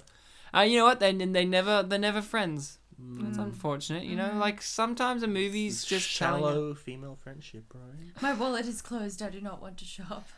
Now, have we had addictions before, guys? Have we also had to try and make it to rehab and I said no? Also, might I add, they use the rehab song in varying ways throughout this movie, which I really appreciate. After this sequence, you hear it as the elevator music, which is a nice little touch. See, I really like the surrealist humor, but guys, have we had addictions before? Have we been addicted to something? No. Okay, That's what an addict says, Ryan. You didn't call me out on it. I was about to, but you answered it yourself.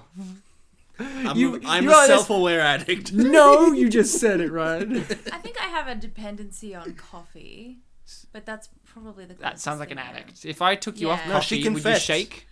No, I wouldn't shake. I'd just be a bit grumpy at certain points of the day. See, she's not really on a second floor. Like, she's on a high floor, but it's not like a completely different... Like, she could easily just... Look, see? It's not that high. You're right. See, maybe it's because I was... I don't know. She sniffed a shoe. Ew.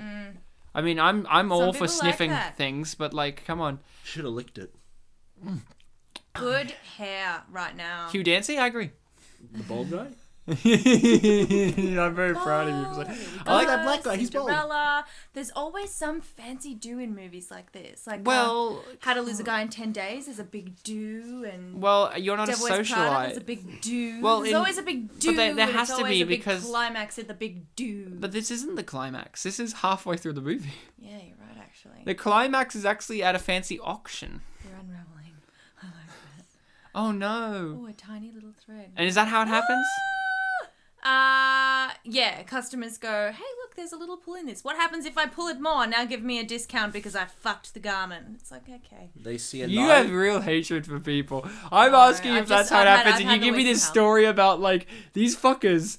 And then poor Isla Fisher's not even... She bought this herself, you know? Like, you know, with her own... Well, she's in debt. I thought this was going to be his mum. For a reason did I the really... beads go everywhere like that? That doesn't...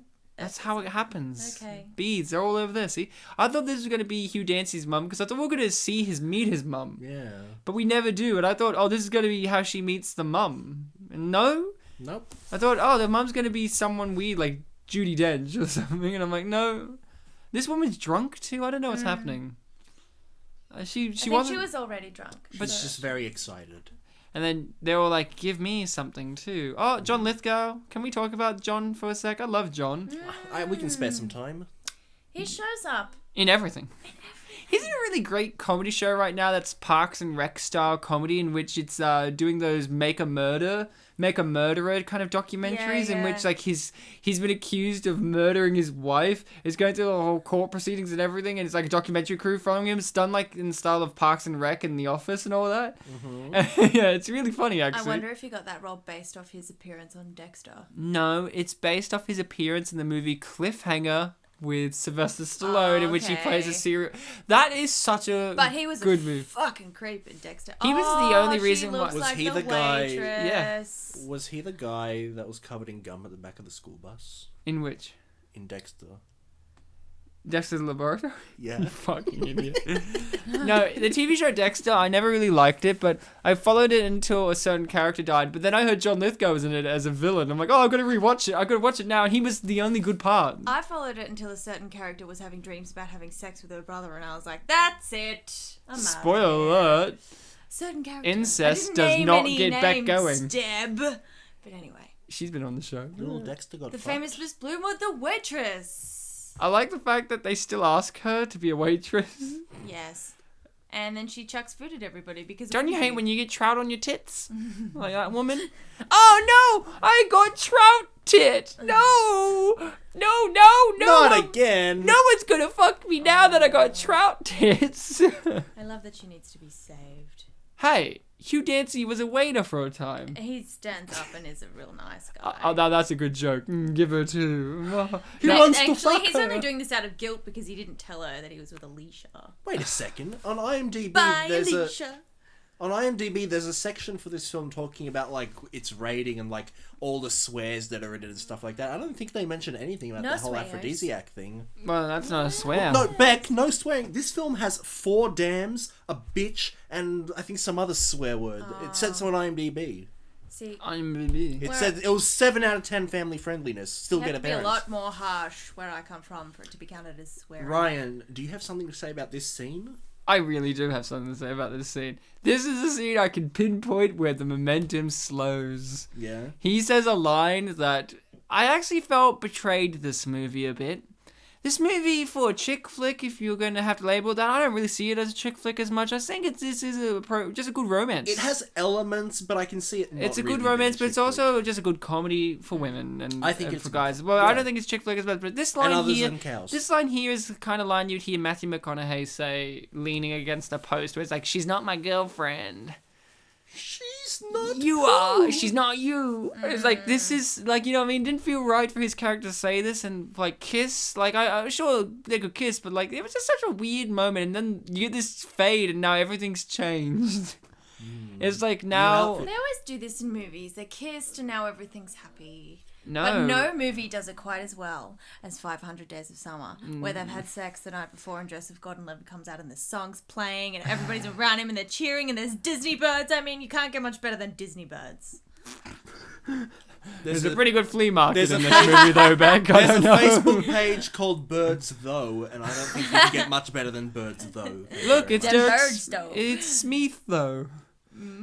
Yeah, I love the fact that she could play it cool, but she doesn't. Like she's like, okay, her method of playing it cool is I will run. Like, obviously run, but also when he's in the elevator, phone him because I'm not too sure if it's him, and not turn my phone off straight away.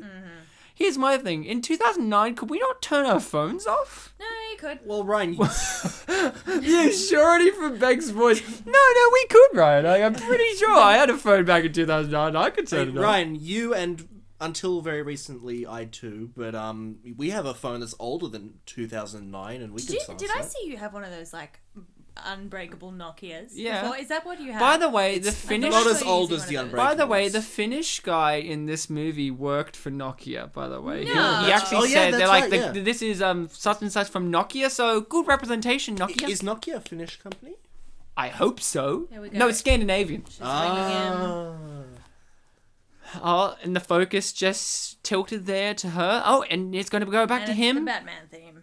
Rest in peace, Adam The West. 60s Batman, because he knew Adam West died, even though he wasn't dead in 2009. It was a really transcendent movie. I like when things Thank goodness for mention Rita. something that's Now inevitable, you toast. and then people are like, "Oh, it predicted it."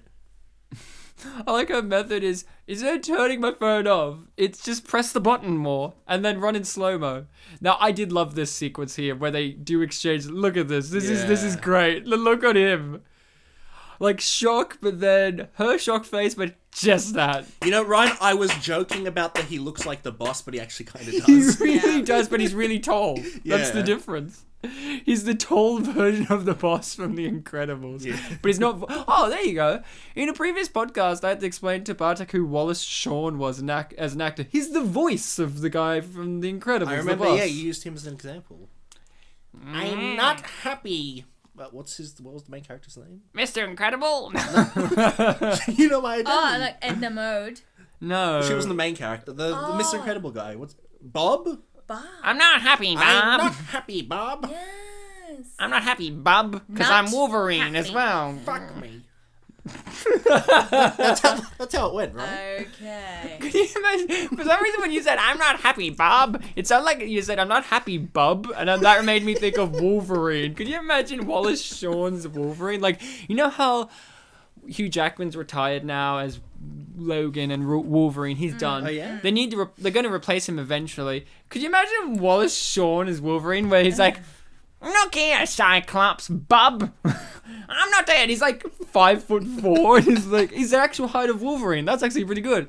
And he's like poking like his chin. And he's like, Wolverine's "Hey." 5'4". Wolverine's short in the comics. Okay. That's why when Hugh Jack, you know, when people have flip outs about actors being cast in certain roles, like when Hugh Jared Jackman's tall, Leto isn't was he? cast, Hugh Jackman's tall, isn't he? He's tall. He's 6'2" or 3 or something. He's pretty tall. Wow. And also nobody really knew him as an actor, so they're like, who the fuck is this Hugh Jackman guy? We don't want this guy working as the Wolverine. They Like, should get Tobey Maguire. Tobey Maguire was a great Peter Parker. I don't know what you're on about. I like. Yeah, that's why I'm saying he should be the next Wolverine. He should be every Marvel character now. Is this where we get a hint of what her career actually should be, this Rebecca Bloomfield character? Because everybody gets swept up in the romanticisms of a writer. I want to be a writer. She should be a stylist. This girl needs to be a stylist. No. She's talking to a fashion magazine editor like she knows what, like she knows her shit better than this magazine editor is. Might I add, I love the fact that the deal that she gets offered is worse than the deal that she currently has. Yes, but it's that's like fashion. 500 words once a month in the magazine. Well, she's doing like 1,000 words every like week or 2 weeks in this but other magazine. Carrie Bradshaw from Sex and the City can live in a stylish New York We apartment get for it. 500 words per month. We get it. You are a real fan of Miranda in that show. That's another one. My parents loved Sex and the City until a certain point. I can't remember what point. I think it's once Carrie gets a proper relationship. They're like, oh, fuck off. We don't care. Yeah. Because my parents are like, oh, we like the slut one. And Samantha. I like Samantha and Miranda because they are hardworking and they achieve what they set out to do. And they're like, and we don't really care for the other one. Okay, this right now, she looks like she's wearing a frilly 80s pillowcase. But you know what I like? Unlike a film Vampire Academy, unlike the film Vampire Academy, in that film there's a big... This is true, Beth. Yeah. In the film Vampire Academy that came out in 2014, there's a big moment in which this character is like, oh my god, that's my dress. And they're not showing you the dress in the shop. And they're like, oh my god, it's her dress. Like, this is so you. And they get her the dress. This does not flatter her. No, but it's what Krysten Ritter wants. The waist on it is too low. If it was like 2 inches higher, it would look she's perfect short. on her. She'd look like a little cupcake. Tough shit. They have to make it fit a homeless woman somehow. She's the protagonist in this film. They should have made this dress fit her better. No, but this it's bothers me Krysten... more than anything else in the whole film. Well, prepare to be bothered by Vampire Academy's use of dresses, because this is true. This is true, right? This main character in Vampire Academy, the actress throughout the movie wears very nice outfits, like very... appealing outfits for her figure and all that kind of stuff. And they're like, oh my god, this dress, it's so you. Wow. But this dress is really not her. That dress because is the so waist me. on it is too low. And then the dress that they show you in Vampire Academy a few is scenes later, yeah. a boring black dress that doesn't show off her cleavage or hips, nothing. It was just a normal black dress that was really boring in comparison to everything else that she's done. While in this movie where they're like, hey, this is the dress that she needs, I actually believe it. See, this is a step up in terms of that, where when she wore that purple pillowcasey dress, I go, you know what? Yeah, I can see why they say this works because for Isla Fisher. Fisher. Because she does look like Daphne, but it really works. Also, might I add, can we give a clap to this woman here who plays Nina Van Horn in the TV show Just Shoot Me? She's fantastic in this film. She is my favorite character. I don't know what that is, Ryan, but I could see her playing a character that has Van in her name. Did you never watch you never watched Just Shoot Me? No. Well, Just Shoot Me is about fashion as well, fashion magazine, and she plays the party, like the fashionista party bitch from like who used to. She looks like Edna from in The Incredibles as well. She does, except tall. There are tall Incredibles in this film. But at the same time, yeah. But Nina Van Horn's character is one of the best characters in Just Shoot Me. With David Spade's character Finch, they hate each other but love each other. But she plays like the older woman vixen type. There we go. Picks her up and shakes her. Don't worry, he does it later. But it was so great to see her in this movie because she plays Nina Van Horn type, where she plays this older vixen woman, kind of like a more mature, rounded version of Jennifer Coolidge, where Jennifer Coolidge plays MILFs a lot, while she plays man-eaters. And it's great to see her in this movie playing a shopaholic herself, because I've seen her in lots of things playing the fashion type, because she used to be a model too and all that stuff. So it's kind of neat to see her turn up in this movie. It's just, the weird thing is, this movie reminds me a lot of a film we did on the show before. The opening credit sequence really did too. A film called Bride Wars. And this film reminds me of that film quite a lot, but with less tetchiness, which and is kind of nice. Less what? Tetchiness. What does that mean? You don't know what being tetchy is? Not really, no. It's kind of being bitchy. Okay. That's the best way. It's just maliciousness. Maliciousness. Okay. So, it's an English word. I'll teach it to you one day.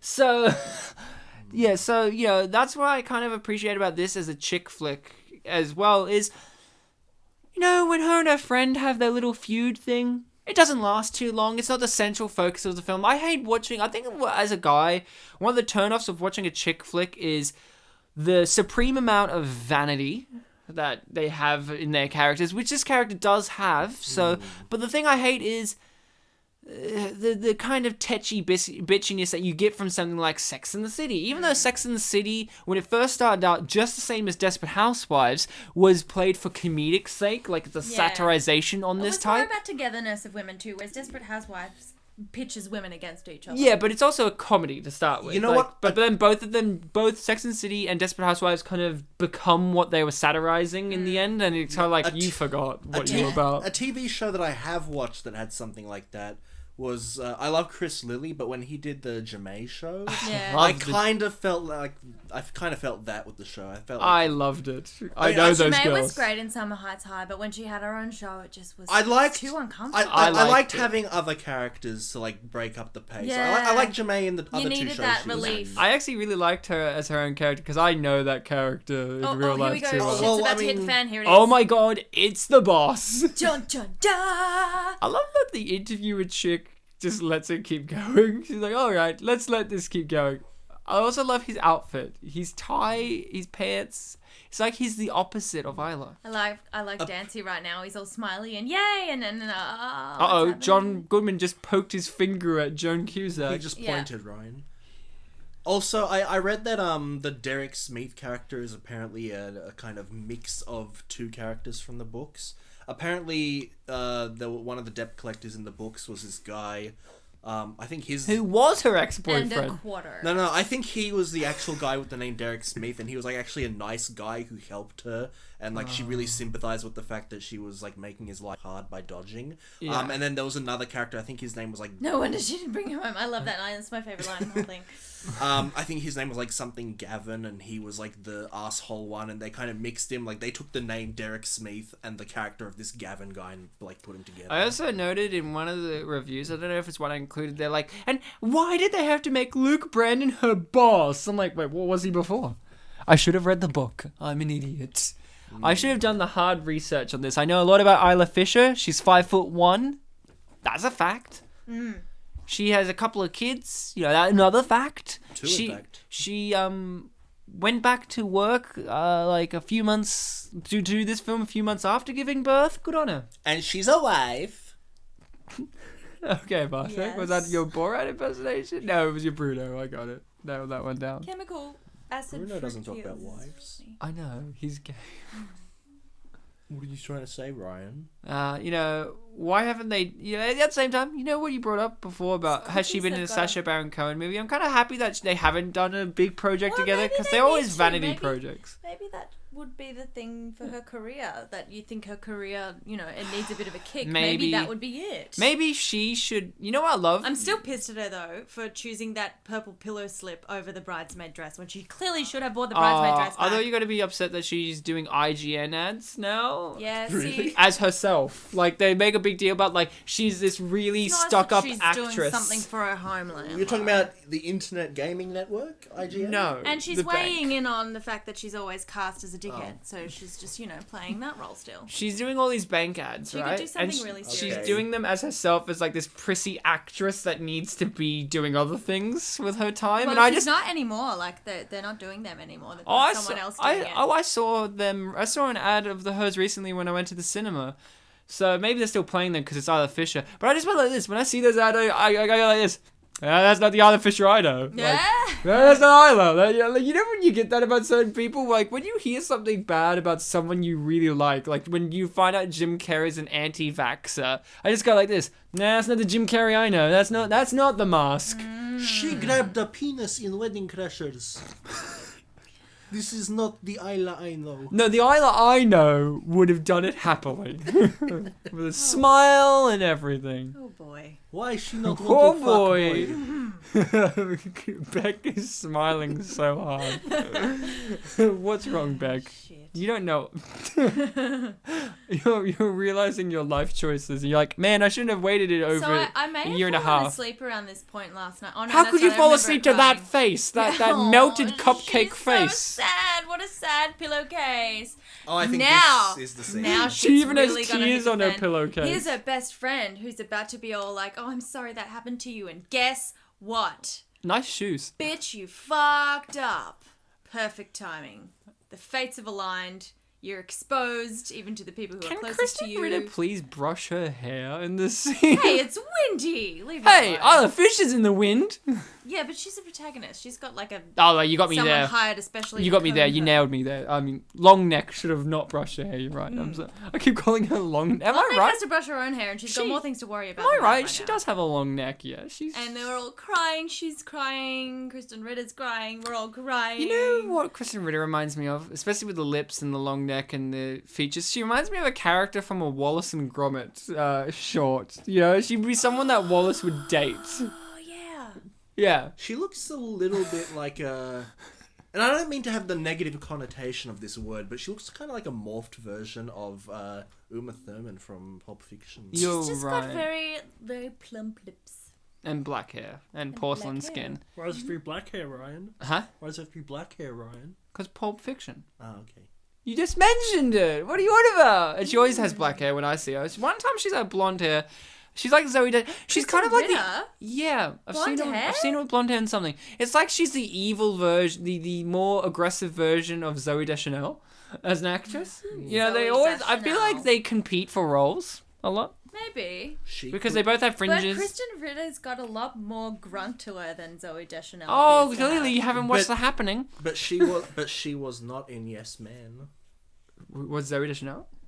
I'm pretty sure she was the love interest. I've never watched Yes Man. Yeah, I think she was the love Is that an interest. unappreciated masterpiece? I think so. It's a true story, so yeah, it can be unappreciated. Here No. we go. The man gets all Now- reflective. Now, this is the last time we see John Lithgow, so let's give him a big round of applause. You were the best part of everything you've ever been in, John. He really is. He's one of those actors. John Lithgow's one of those actors that's the best part of everything he's in, including this. Nah, he's only little in this, but like, he is good when you see him. You go, yeah, The other John's the best in this. John Goodman. Good man. I love how he's pointing, like, you know, this is point acting Oh here. boy. Yeah. I'll I'm keep my telling hand- you what- I like what- I like that this character is like built up to be an asshole. But he's the nicest guy. He's actually pretty down to earth, despite being really high in a skyscraper. I really thought to myself, when that creepy guy with the combed over hair and glasses, like, oh no, we're getting a phone call from him, he only gives us hate. I was like, well, I don't know if I should trust this guy. And then you're right, Ryan, you shouldn't trust him, because John Lithgow is someone you should trust. My favorite John Lithgow, he was great in Dexter, but obviously his breakout best performance is Dick Solomon in Third Rock from the Sun. He is the best part of that show.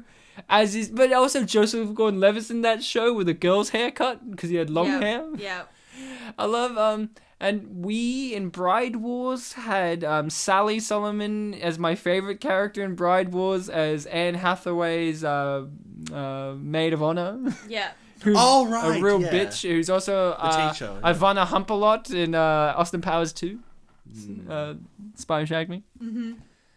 You know, Ivana Humpalot. Ivana Go. Humpalot. And John Lithgow is also a great voice actor, so it's always good to see him playing like a nice guy in this movie. I'm very happy for him. You know, he's one of those actors that he's also very tall, so him with Isla Fisher, it's kind of like, ha ha ha, he could lift her. Look at all this white shit they put on the ground. Fucking semen, man, you know. Jesus. What? They near the God. sea. She just pulled that book out from under her top.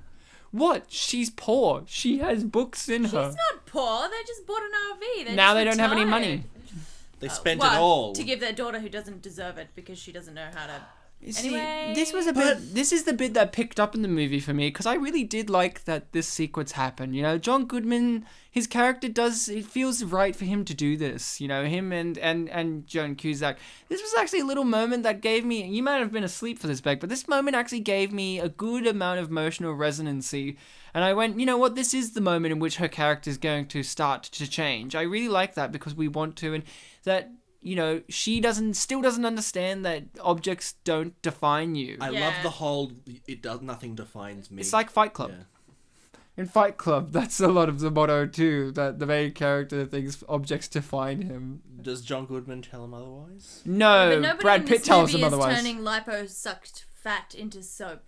That's the No, difference. well, you don't between know what this John and Fight Goodman's Club. doing in the behind the scenes. Wow, that's true. And that RV, like, I mean, what else have we seen happen in RVs and TV recently? I'm You're thinking right. Breaking Bad and Robin Netflix. Williams went on an amazing Yes! journey Oh with my Josh God! Hutcherson. So good. And JoJo.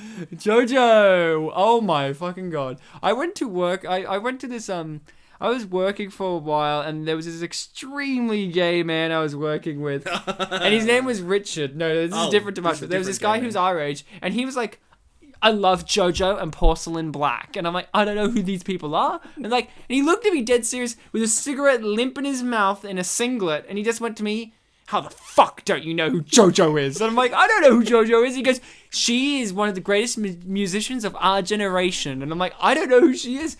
And then I found out she's in RV with Robin Williams as the daughter. Yeah. And I'm like, oh, okay. Oh, JoJo. That's why they give her a little sing-song feature at the end. And when I came back to him, I'm like, oh, I saw her in RV. And he goes, shut up about that movie. That's a stain on her career. And I'm like, oh. Wow, I would have called that a highlight, but all right. Working with Robin Williams is always a stain on my career. Now she's all mean, so she's wearing black. And she's got lips that are painted redder than usual. She talks like this.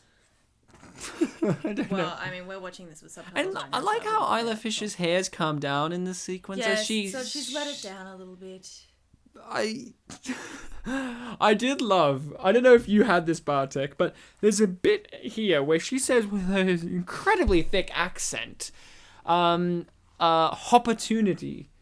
And I said to my girlfriend watching this, did she just say opportunity? And I was given the reply of, she meant opportunity, but maybe her accent gave it a H. And then later on, John Goodman or Joan Cusak both said, oh, it was your opportunity. And I'm like, so they did acknowledge this. Like, I thought it was just something that just, like, oh, the actress just has a thick accent. She's English, I think, as well. Like, she's in lots of things.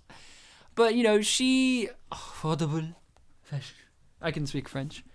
I came first in French in my year of school because I didn't give a shit. You know why I didn't give a shit? I just over-exaggerated accents, and my teacher went, you're nailing the accent. That's like the hard part. That's the French way. Fuck you, I am French. Hey, miss, how do I say we surrender? Ryan, that was disgusting. You came first? I should have come last. I should let the others first. We're talking about a fantastic film here. This bit with the cake. You're talking about French. I like this bit with the cake because what I think really does resonate in the movie is the humor.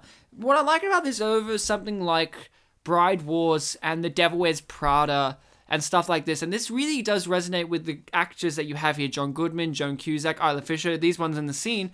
All of these actors are really good at doing kind of absurdist, physical, surreal-like comedy and making it work in a realistic environment. You know what I mean by that? Like that little cake joke.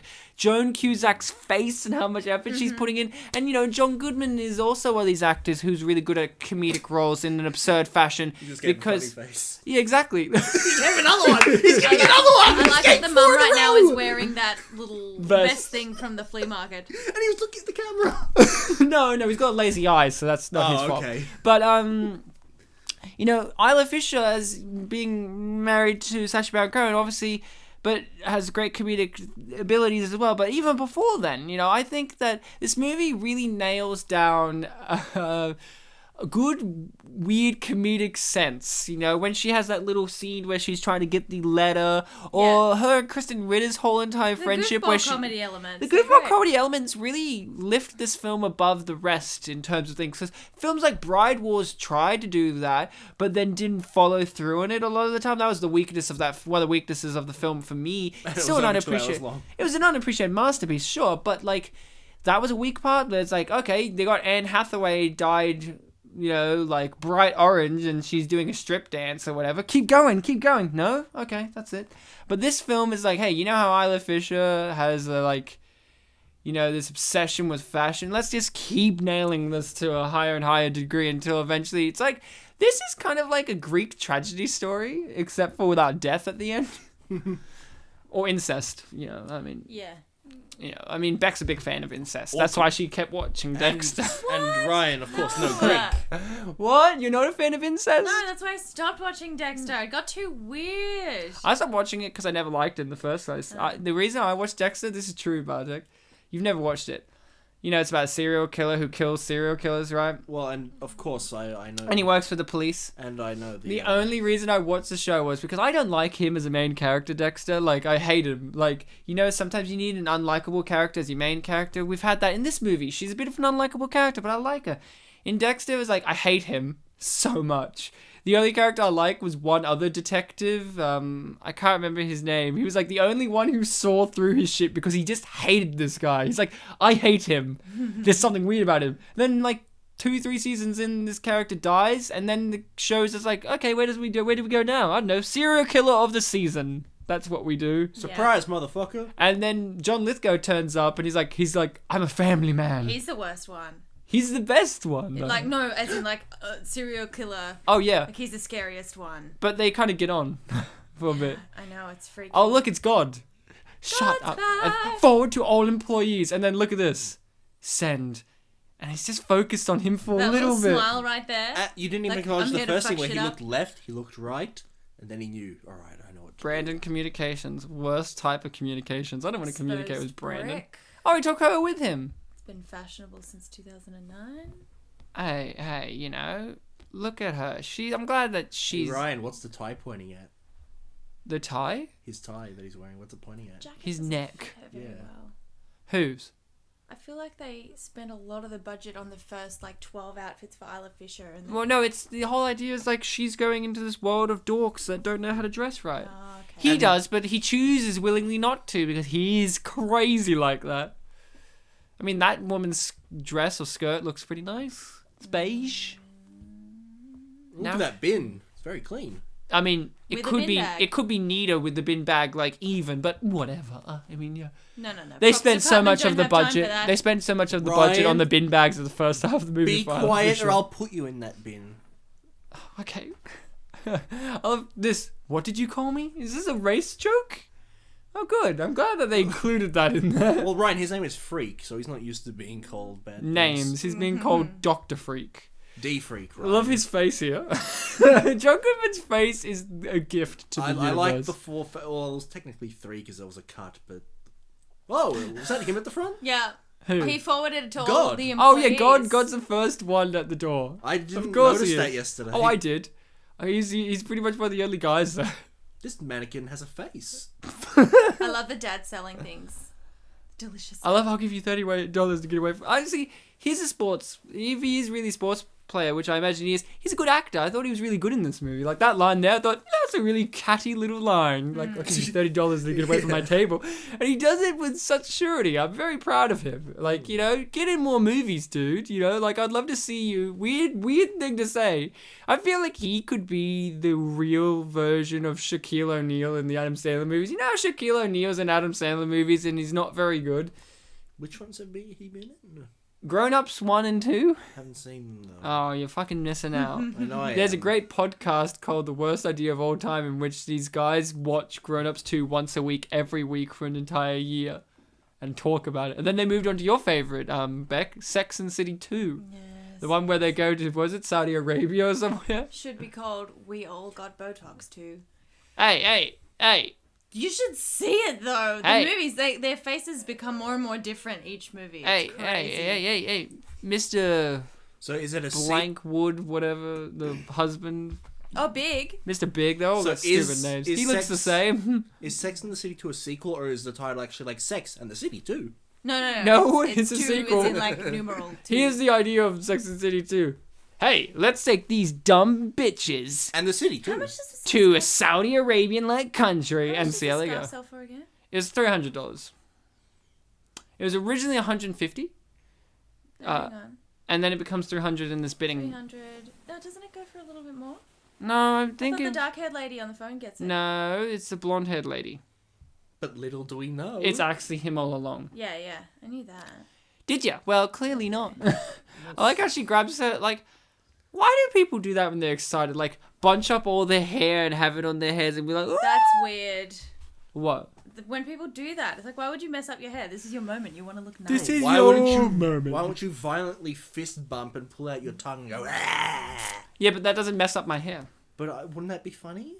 It is funny. Would you go lol? Are you making fun of the New Zealand culture? They do that quite a lot, Don't Bartek. with yellow. Would you lol, Ryan, if that happened? Yeah, I would lol. Yes. La. And then if someone were like, ew, would you go soz? I would say soz. Soz is one of my favorite ways to not actually say I'm sorry, It's because like, it's sorry, the most not sorry. it's the most apathetic apology you could ever give. Yeah. It's like, can you imagine? Soz. Could you imagine you getting like a doctor's report? A doctor comes up to you, is like, Beck, you have. Say anything about the nudity in this film? Look at those mannequins. They are stark, bare naked.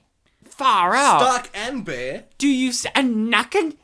Far out. I was really concerned that I wasn't looking at John Goodman close enough when you said nudity. He just kissed her forehead. Is that some kind of Did ritual? you know, Beck, that in this sequence he is given the $9,000 and whatever all in coins?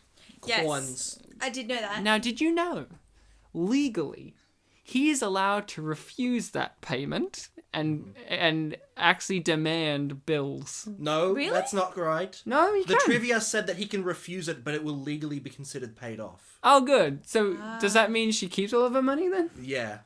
Well, he doesn't want to do that. Yeah, so he has to accept so it. he has to accept that. I found Might that... I add, her boobs are on point in this particular scene here. I don't know why this day was like, hey, you know, let's really work it in this particular scene. Just a plunging neckline and probably a decent bra. Yeah, that's it. But like in other I scenes, like the little pig. Look at the pig. Hi, pig. she has several of them in there actually. You know, I like how... Beck's talking to the pig. We're like, no, her boobs are like fashion. Beck's like, hi, Oh, pig. and as if the pink bridesmaid dress wasn't bad enough, there are more. But here's the I thing like that Like annoys the me. ugly stepsisters But from here's the thing that Cinderella. annoys me. They don't have the colourful underfrills No, like no, she they're does. not the matron of honor. I really liked... Yeah, but they're using and match. the little spotty jacket. No, she wings that herself. She takes it off in a second, Beck. Yes. You want to know something I really like? What? It's about Beck. We've gone this whole episode of her complaining about retail stuff, but I'm sure there are plenty of people who complain about being paid in all these like millions of coins. Oh no, I do. Being- I do. Oh, get you paid do? in- Yes. Yes. Like in jars and If jars it's of not coins? counterfeit, no, it's someone counting out $4 worth of 5-cent pieces and being like, "Oh, hang on, I think I have more."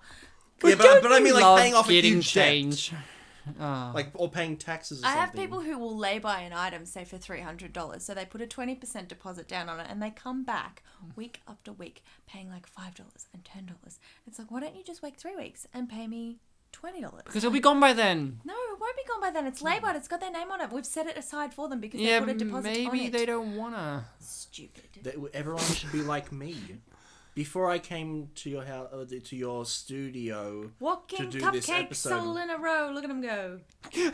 That was a rap. Did you know Beck's a rapper? She goes under the name Becky Schrodes. Her fiance has I just thought you as said her messy hair as Beyonce. she I does. did too. Thank you. No, Beyonce's hair is High always five. We all thought you said her Beyonce. I'm like, I would also want a Beyonce. Well, he was putting a ring on it. I so. know that's what she said. That was a really aggressive laugh. Bartek, you were saying something. I don't know what you were on about. Before I came to the studio where we record these episodes, I went to a Hungry Jack's to buy a little HJs, treat. yeah. A little HJ, not to be confused with a BJ. Gobbies, yeah. I went to HJ's and it's a cold day today. Don't give gobbies back. I Come think on. it's like 7 degrees Celsius today. And Yeah. I walked in and like, there was no one around. And then the lady, the cashier came up to me. He's like, "Hey, what do you want?" And like, really friendly. I'm like, on this cold day, I foolishly want a storm. Did you say that? Yeah, I did. A storm is she, nice like- cream. yeah. Oh, there's like a McFlurry thing. Yeah, isn't it's it? like the ice Hungry cream. Jack, It's soft serve. Hungry Jack's hang or on, Burger everybody, King. Mannequin. Yeah. Ready? Oh, creepy mannequin. Look at this. We're kind of turned on by them, actually. Some people have that fetish. Imagine. Yeah, I was about Manic. to say that. Yeah, there's a great episode of Seinfeld dedicated Do you know to what that. they're doing? They're doing the window girl, like the thing that girls in the windows in Amsterdam do. They're like, look at me. Yeah, I know. I They've know. got their chests out. Beck, we get it. You worked in Amsterdam for I a while. did Calm not. down. Oh, you said I did. And I'm like, oh really? And then, no. So you foolishly got a cold item for a cold day. I said, could I foolishly have Yeah. a storm? Yeah. And they said foolishly no. Did you get some fries? Cold days are good for fries, or fries are good for Bartek cold days, doesn't or either apply way. his logic to ours in the real No, world. I've just wanted one for a few weeks. and I Hey, haven't gotten one. what's with all these stores having these weird stacks? Yeah, I thought that's a really It's for art, for right? Saint Laurent. Sorry, No, right. Saint Laurent. I also speak gibberish. Oh. They are a weird window display. They're a bit. I don't know, just not as streamlined as their normal thing. Maybe it was a 2009 thing. No, I love that face she has for That should have been the end of the movie. You You kept that. And Little did I credits. know, I actually didn't think the movie was going to end here. Like, I actually thought, okay, there's still got a few things to pick up. But no, the movie ends on a scarf. But then, foolish me, The credits still have things to show, Beck, don't they? Dancing. Except I missed them last night because I fell asleep. Well, you... But I get to see them now. Don't swear, Ryan. Guys. So angry at Beck. This Last time episode she is didn't even explicit. watch the movie. This time she fell I did asleep. a bit better this time. Come on. I made it 45 minutes in. No, I'm kidding. You made it longer that time. This time. This is like... Hugh Dancy, I don't know. He's an actor that hit or miss for me, you know. He always looks like he's on the verge of tears. He looks like someone who really needs to shave or really needs to grow a beard, but he's always in between. Like, you know what I mean? Look at him here. Just shave or grow the beard, damn it. Yeah.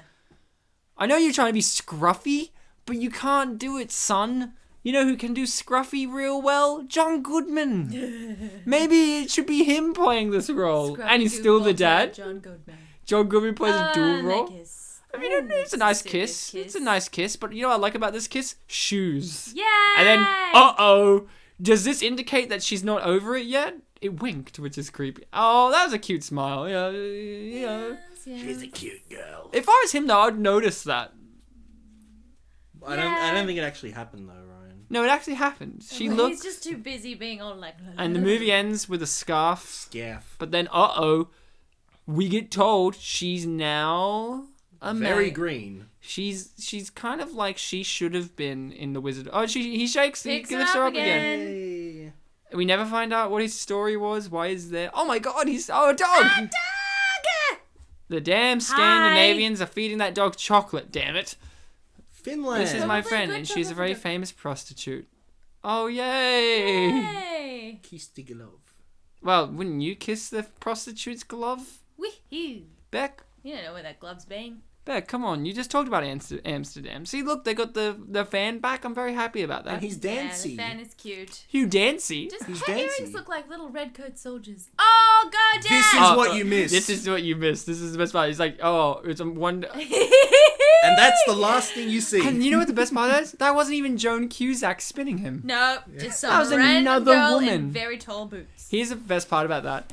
He was doing that move so hard and fast. I couldn't see his face. And like, who's that fat woman doing that dance? Because his hair was kind of a woman's cut a little bit. So I was like, who's that obese woman doing a big dance? I don't know. Is that like a character I missed? And then it was like sort of spun on the ground like, oh, it's John Sully. Goodman. No, it's Walter from Big Lebowski. Might I add, just before we start reviews, honestly, he should have got an Oscar nomination for his performance in Big Lebowski. Sometimes comedic agree. performances get Oscar wins, like Kevin Kline in this something, what was it? The one about fish. It's about Wanda. Something about Wanda. Fish A Fish Called Wanda. Yeah. Yeah, with He Jamie got- Lee Curtis. Yeah, and he won. Kevin Kline won an Oscar for that comedic performance where he plays the douchey American. Remember that? I feel John Goodman could have easily have won John his. Cleese in that movie. Yes, he wrote it. Yes. And so is Michael Palin. And Yes, oddly yes, enough, a yes. young Stephen Fry Oh, appears. I really want to watch it again. Well, you I haven't should. seen it in a long time, but I've seen it multiple It's times. very good. Yeah, I know. Now we're gonna get to our reviews and ratings. I'm gonna leap straight off the bat here. Confess! Oh God, I confess, Lord, I love Isla Fisher and I love Confessions of a Shopaholic.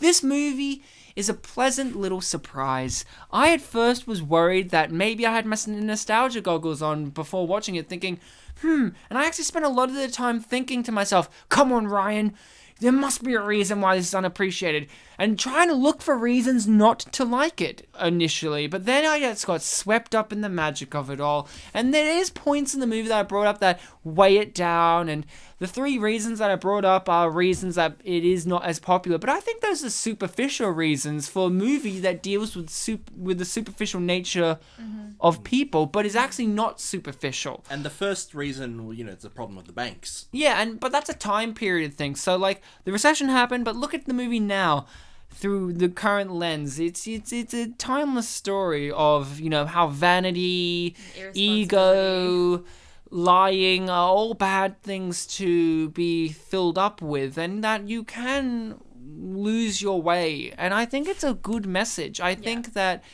Isla Fisher, this is her defining role in her career next to that of Wedding Crashers, but Wedding Crashers is a small bit role, and this is her leading woman role, and I think it's a good one. I think she should do more.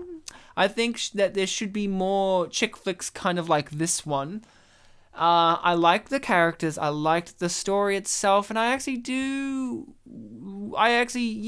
would like to see this character again, maybe somewhere down the line, because this is a series of books. I would like to see what happens to her. I'm interested in her. They're not direct adaptations, but I would like to see a sequel. I would like to see a follow-up of her. I think it's great. I do like the little bit character actors they got in there, like the woman who plays Nina Van Horn, John Goodman, Joan Cusak is always a pleasure to see in a film. And this was a Touchstone Pictures film, I just remembered. So it's Disney. Disney has the money. So next time, they're going to do, like, Confessions of a Shopaholic 2. Episode 2, Return of the Isla. And then she's not in it, it's Amy Adams. Yes. If I had to give this movie a rating, I feel I have to give it something sweet. I have to give this movie a nice review on Yelp. Like a nice positive star rating on Yelp. Okay. I feel like this is the kind of movie that there is no Yelp review for this because it's a movie. But this movie's so sweet and sincere that I would be that one person on Yelp that gives a nice comment about something, because Yelp's full of meanies and IMDb's full of nice people. Yes, you should have given this movie a nice handshake. I give this movie a nice review on Yelp. That's what I give it. And a handshake while giving a thumbs up at the same time. Aww. I give it 2 out of 5 money box pigs. That's a good one. So what's your that review? are filled with 5-star reviews. Well, I take issue with the way it makes light of such big problems, because just overspending is a big issue for a lot of people. And the very end where the mannequin's like, hey, do you want this, and she winks at it's kind of like, did you learn, lady? Did you learn anything at all just then? It's an ambiguous ending. It's like, now I've got a man, so maybe I will come but it's kind of like, where are they So- going with that? They so shouldn't have what left was it- there. Yes, and despite all that, what was it about this film that made you just love it?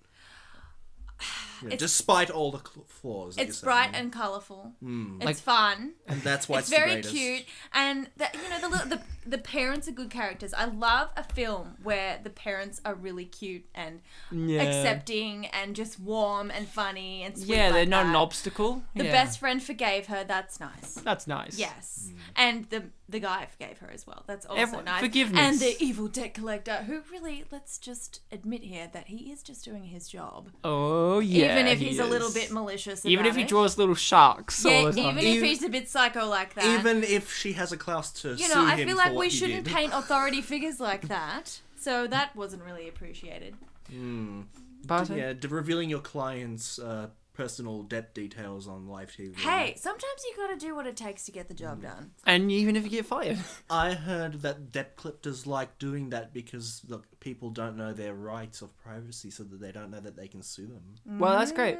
Bartek, what did you have to say about this movie? Ryan, that's very nice of you to ask, but I need you to yell confess. Okay. Confess, motherfucker! Confess! Repent! Repent your sins! In the name of the Father, and the Son, and the Holy Spirit. Amen. No, Isla Fisher is Jewish now, so you should do it in regards to her faith. She changed for Sasha. In the That's a name bit of the lovely. Father and of Moses. And do they believe in the Holy No, Spirit? the father would be Yahweh. Just continue. In the name of Yahweh Beck, and who of do you think you Moses and of the Sabbas. Oh, good, he actually got that. Dear Yahweh, I just watched a fantastic film called Confessions of a Shopaholic from 2009. I'm sure you've seen it because You were in it. you were in it, and for some reason there was a Jesus character. We didn't find the Holy Spirit. I don't know if you're in the Yahweh, if you like the whole Holy Spirit angle. The Holy Spirit's so the cinematography. the Holy Trinity is what I meant to say. Yahweh. Isla Fisher was in it. She's fantastic. She is married also to Sacha Baron Cohen, who's very Jew, despite all his Borat stuff. It's an in-joke. You get it. I really liked in this film that Isla Fisher was a character who... It seemed like she might be in real life, kind of like what Beck was saying with the whole making light of an issue. Maybe a character that wouldn't really get her way. Like, she kind of made the situation for herself. It would self-destruct her, but she got through it. Partially because so many people were really drawn to her, really liked her. And I could see a lot of people saying, Yahweh, that is a bad thing to have in a film. Someone might even go so far as to say it was a bit of a Mary Sue. But I think that is something that really helped this film. Because film is a medium in which people can see things that are greater than real life. Yeah. If a film would have just made it a realistic story, Yahweh, of her just self-destructing, crying for the whole film, being an hour and 44 minutes of self-pity and just complete darkness and giving the audience nothing but apathy. Something that's actually relatable. Something that's relatable. Apathy is relatable. I agree. And hashtag apathy. I don't think it would have resonated in the world as strongly as it would have. Now, I say would have because, unfortunately, Yahweh, this is an unappreciated masterpiece. Yes. And you didn't use your powers to, put it up, and that's fair enough. Things do, in the real world, have to stand on their own. But I feel like, with the right attention at the right time, and I think this is the damn right time now. Sorry for saying damn. Sorry for saying damn again and again. I didn't say it again. Bartek. I didn't say it again now, though. Strike Ryan down. He nailed that like Christ. Well, Yahweh, you don't believe that he's actually Christ, so that's fine. That's fine. Okay. But like I was saying, this is the right time. People know this film is great. Not all people, though, and that's the problem. Hashtag not all people, fuck you. Hashtag sinners. I won't apologise for the fuck you because I believe so strongly in it, unlike the word damn, which I apologise for saying again, Yahweh.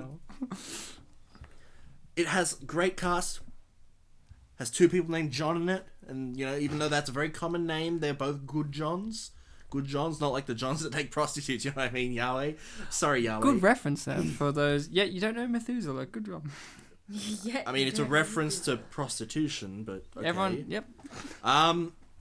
Yahweh, I have to give this film a rating. Please. And the rating that I'm going to give, and I'm going to refer to money because, Jew and, you know what I mean. You know what I mean? It was a joke, Yahweh. It was a joke, Yahweh.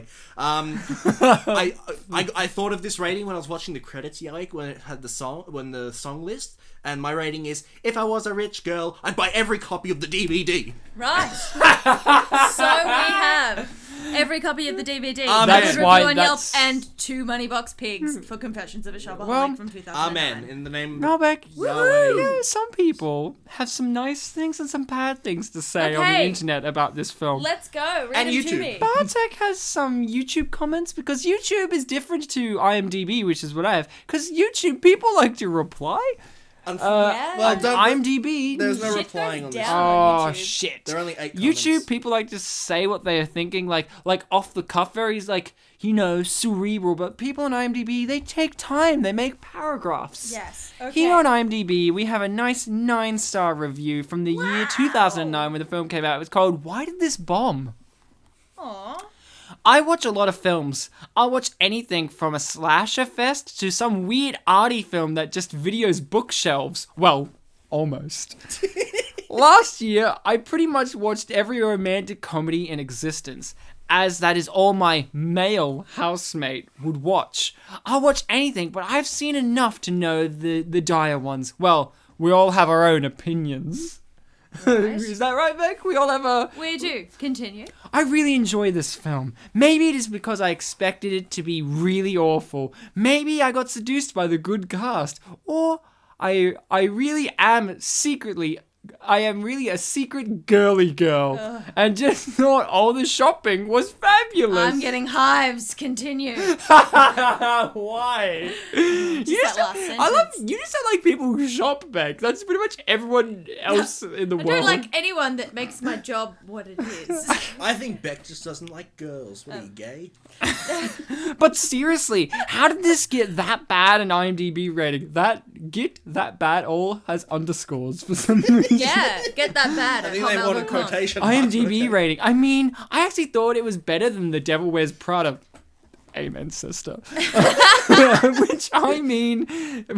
which I thought was a bit of a letdown. Okay, the script is not original, but it doesn't contain any big clangers, and it doesn't try too hard.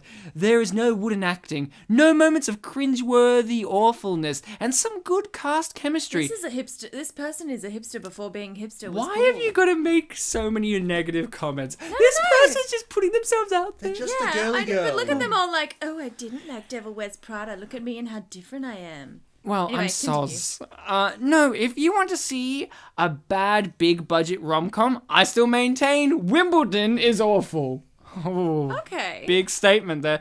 Paul Bettany and Kirsten Dunst looked completely indifferent to one another. As for being disappointed about books, sheesh. If you love a book, never go see a movie.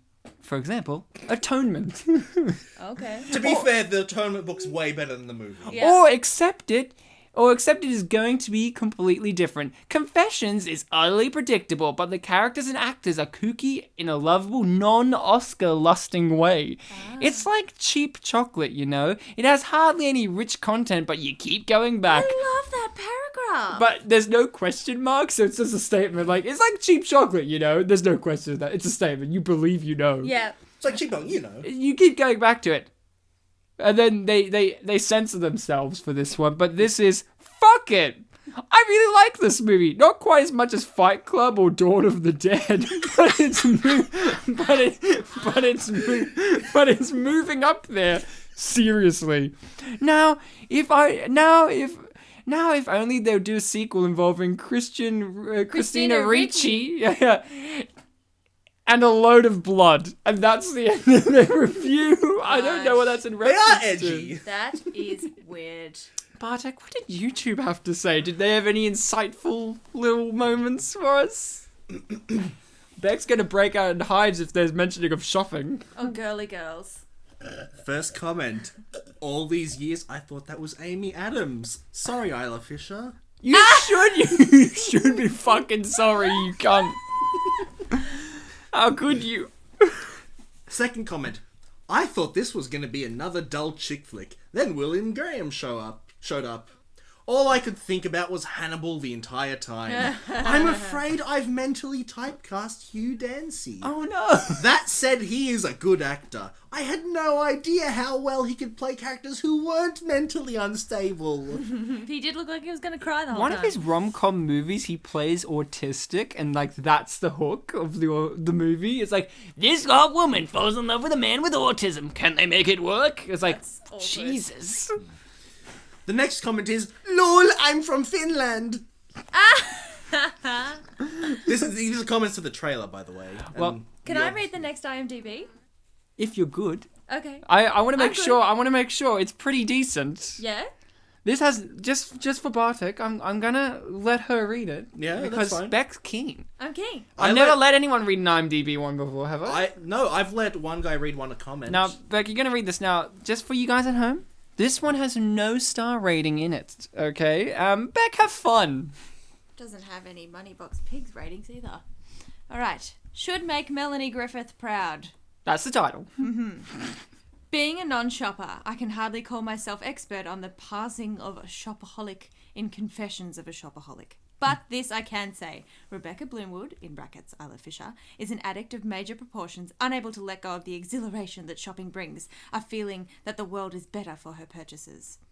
The film is a cliche from the get-go, as corny as could possibly be about 25-year-old writer Rebecca with the shopping affliction, who eventually meets her dream man through a series of subterfuges that would make Melanie Griffith's test of the working girl proud.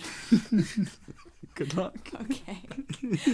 What saves the film from my scourge, which did not spare the recent Pink Panther 2. It gets so much boy. money. Did she mean Scourge? Scourge. They wrote it. Scourge. They wrote it with a G. Scourge. Scourge. Which did not spare the recent Pink Panther 2 is Isla Fisher, who plays dangerous innocence with sincerity and fresh-facedness that makes even Anne Hathaway's Devil Wears Prada role seem downright Machiavellian. Machiavellian. Oh, like Machiavelli. Yeah. Okay. Confessions has this going for it. Although it is not a Judd Apatow comedy with some layers of sophisticated social comedy, It has moments of laughter, moments of lasting laughter, and a social conscience. Yeah, keep going.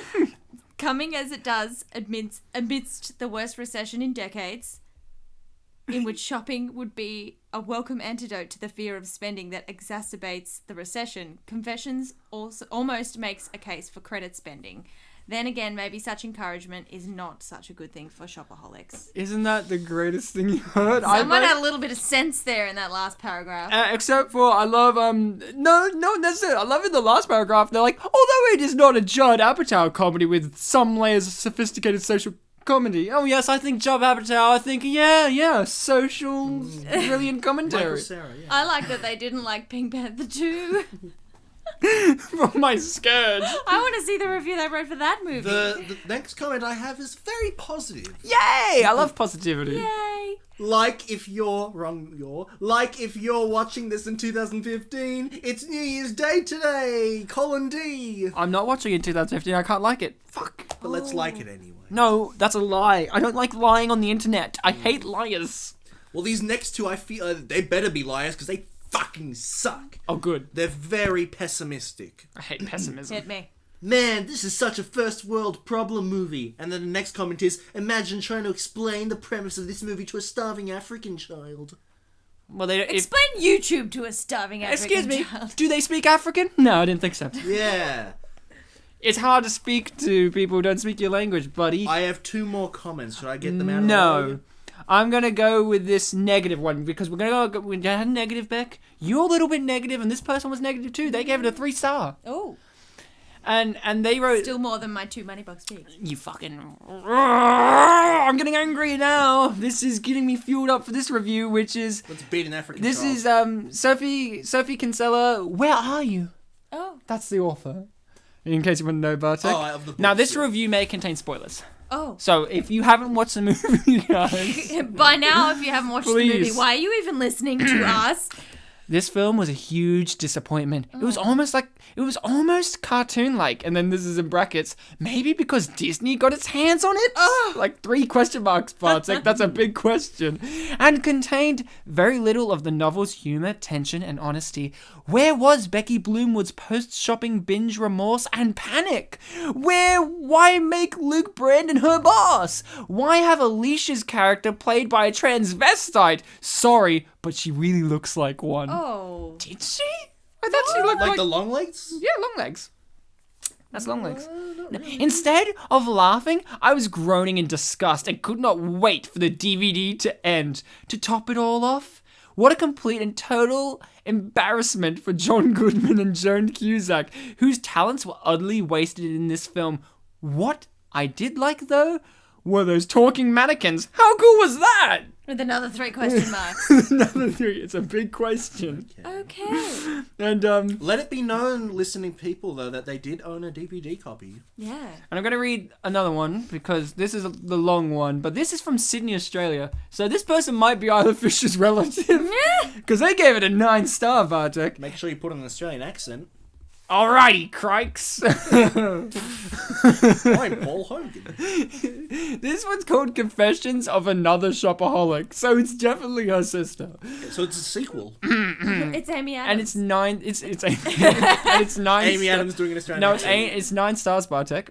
And this has spoilers again, so in case you needed the warning, guys, we've already been warned, but much appreciated. I had the good fortune to buy a ticket to Inkheart about an hour early. When I went to the particular cinema, they just said, go in. They have that in quotation marks as well, so you know that they said it, Bartek. Yeah, no paraphrasing. The cinema was just over halfway through Confessions of a Shopaholic. I pretty much guessed by what was said what had happened up to that point.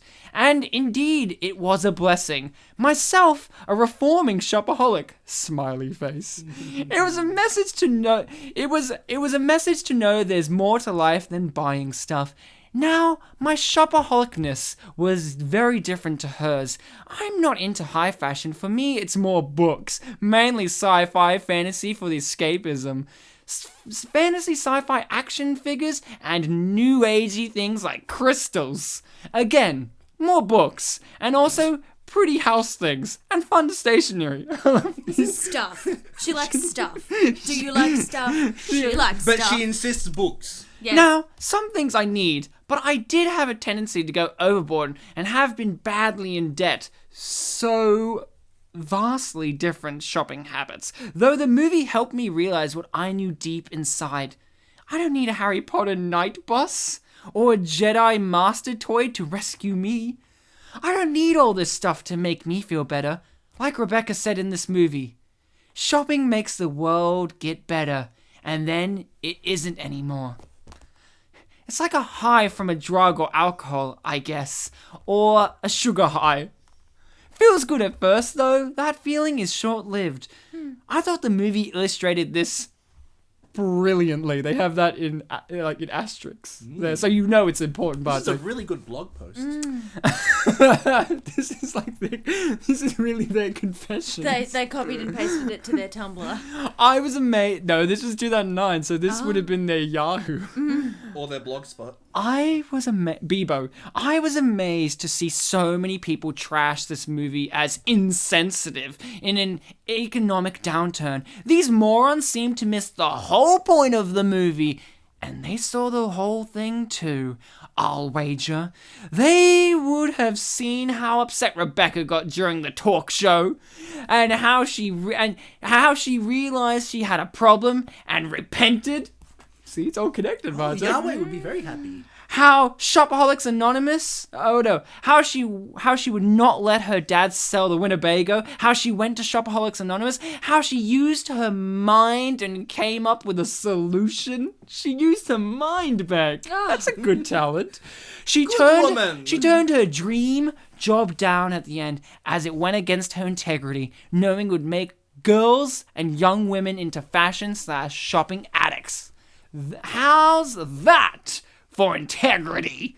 How her imagination made mannequins seem to beckon to her with all this stuff, and how at the end of the movie she was in that god awful bridesmaid dress and rag bag, and they beckoned to her with the flashy red bag and slinky shiny outfit. You saw the temptation on her face, the struggle. And she overcame it with sheer willpower. These fools obviously missed the whole point of this movie. It was... Sorry, Bartek, you seem really pleased. Because this person's right. I love emotions. This person's right. It was about overcoming addiction.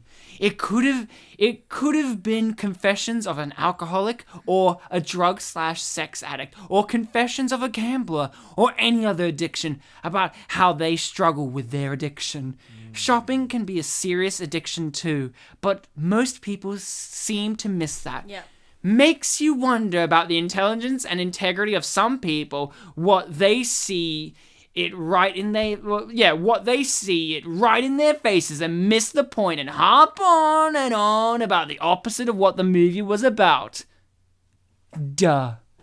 There's a long movie about these people. It's called Confessions of an Idiot. The 100-volume DVD release has 5 million hours of extra footage. That's a lot of hours, Bartek. If it's an affordable DVD, that's good. I hope that many shopaholics see this movie and, like Rebecca, learn to overcome their addiction and realize they are beautiful, shining souls, and do not need a bunch of stuff to feel good. People suffering from other addictions can also use this movie as a parable to kick their addictions, and more people pay their debt collectors with 1 penny /cent pieces.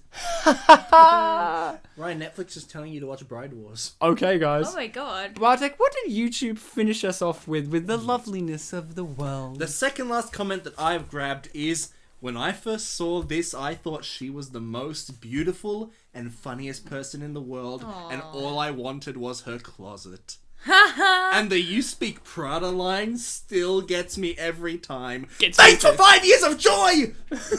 Why were they so aggressive? Well, it was all caps and a bunch of exclamation marks, so I had to do it loud. Fair. Well, why did they have to be aggressive? Well, I mean, they didn't have to. That's a harsh place back. Final comment, everyone. Yay. Well, the guy is starting his own company while the girl writes about business in a way that women will understand, then starts working there. This is so boringly typical. The woman having the secondary role in any kind of situation involving hard work and earning money. She is again stereotypically materialistic. Yeah, because women are obsessed with spending and need a man to stop them from making a fool out of themselves. I think this guy is maybe the lead on that DVD you're talking about. Right? Now, he might have overlooked the diverse, the diversity. He probably has 2 million hours on his own. Anonymous and how there were men there too. Like Ryuichi. We got a nice 8-star review here for the last one. It's called "It's Just a Movie, but I Have Something to Say." Well, he's in the right spot. Right spot. IMDb reviews. Say something. This movie was my wife's pick for movie night out. I have to admit, I did have fun, and I never checked my watch.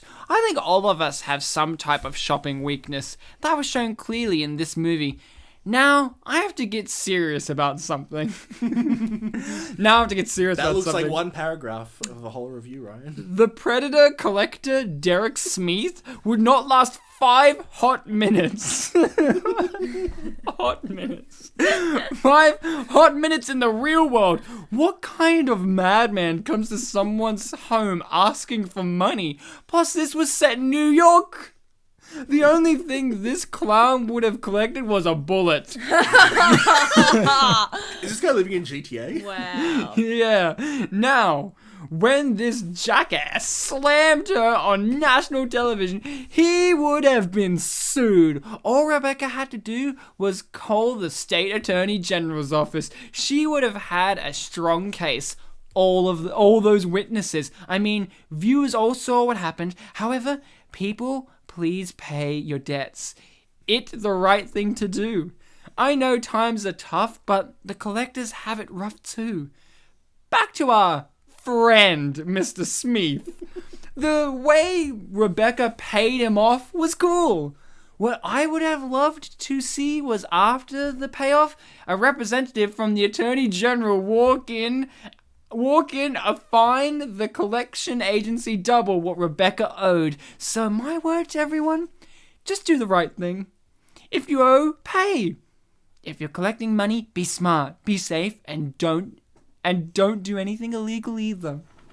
Wow. That's their words of advice. This person must have written that trivia about the They were the real life Smith, and they're like, "This is an inaccurate representation of me. I'm going to get them." Yeah, that guy's probably that was Confessions of a Shopaholic, or more like Confessions of Fun-aholic, because we are having too much fun on this show. Beck is having so much fun that she's just looking at the TV, whispering to me, "Can we play the movie again? Can we watch Bride Wars now?" No, we gotta watch Confessions of a Shopaholic again. It was so good, right? We've already done an episode on Bride Wars. It was just the two of us. It was a great episode. It was a great We got manly really episode. deep on that one. So, you guys have been fantastic, amazing, wonderful listening people. Beck, you're back. Beck. A weird form of Tic Tac in Europe. Beck. I have some Beck. Do you want some? I would love some Beck. No, I've got bad back. This is getting weird. What, the gobby straight from the start wasn't weird enough, but now once your name's involved in some wordplay, I'm not even using Beck gobbies in there. Don't use it in the same sentence. Gobby Beck is what they used to call her in Europe. And they didn't even know what gobby meant. Oh dear. Is this because she looks like a goblin is what I'm trying to say. I'm trying to illustrate that reaction. Halfway through the movie you said I was cute. I don't know Goblins are cute. Did you not see Willem Dafoe as Green Goblin? He was a cutie pie. Yeah. And you guys can be cutie pies too if you do the thing that you should do for all content you like on the internet, which is subscribe and like and share and do all that. Write a review, hollow give stuff. A rating. Tell people So I can be famous. And I want people to roll over on their deathbed and be like, the last thing I want before I die is to listen to the amazing content of Spin Polish. Do you have the episode, dearie, where they call Beck Schroder a gobby, which means goblin? Of course I do, son. Fuck. That's an ancient son. Maybe he's Methuselah. Exactly. So I want to listen to Ryan and that weird goblin guy that he's with. That's Beck? No, me. Oh, you, sure. So you guys, fantastic, as always. Bartek, a pleasure, as usual. And remember, guys... Pleasure, but I wasn't good. Gobby, you know. Yeah. I just said the word and Beck looking at me. I didn't even make sense of it in the sentence. It's like when we did Thunderbirds, it was like FOB. You just wanted to say. FAB. FAB. So guys, remember to FAB your gobbies, and remember to be kind to each other. Till next time. Yay! Till next time. We made a few Jew jokes. Should we sing Throw the Jew Down? No. In my country. No! Bartek, not only is it offensive, but we can't afford the copyright to this kind of thing. I mean, poor Beck. I called her Green Goblin reference a moment ago. I'm gonna have Sam Raimi come straight to my house and be like, I own the Green Goblin, bitch! Who do you think you are? And then, like, kick down my door, even though he's already inside my house. Problem. And that problem is the Jew. They take everybody's money and they never give it back. I'll stop there.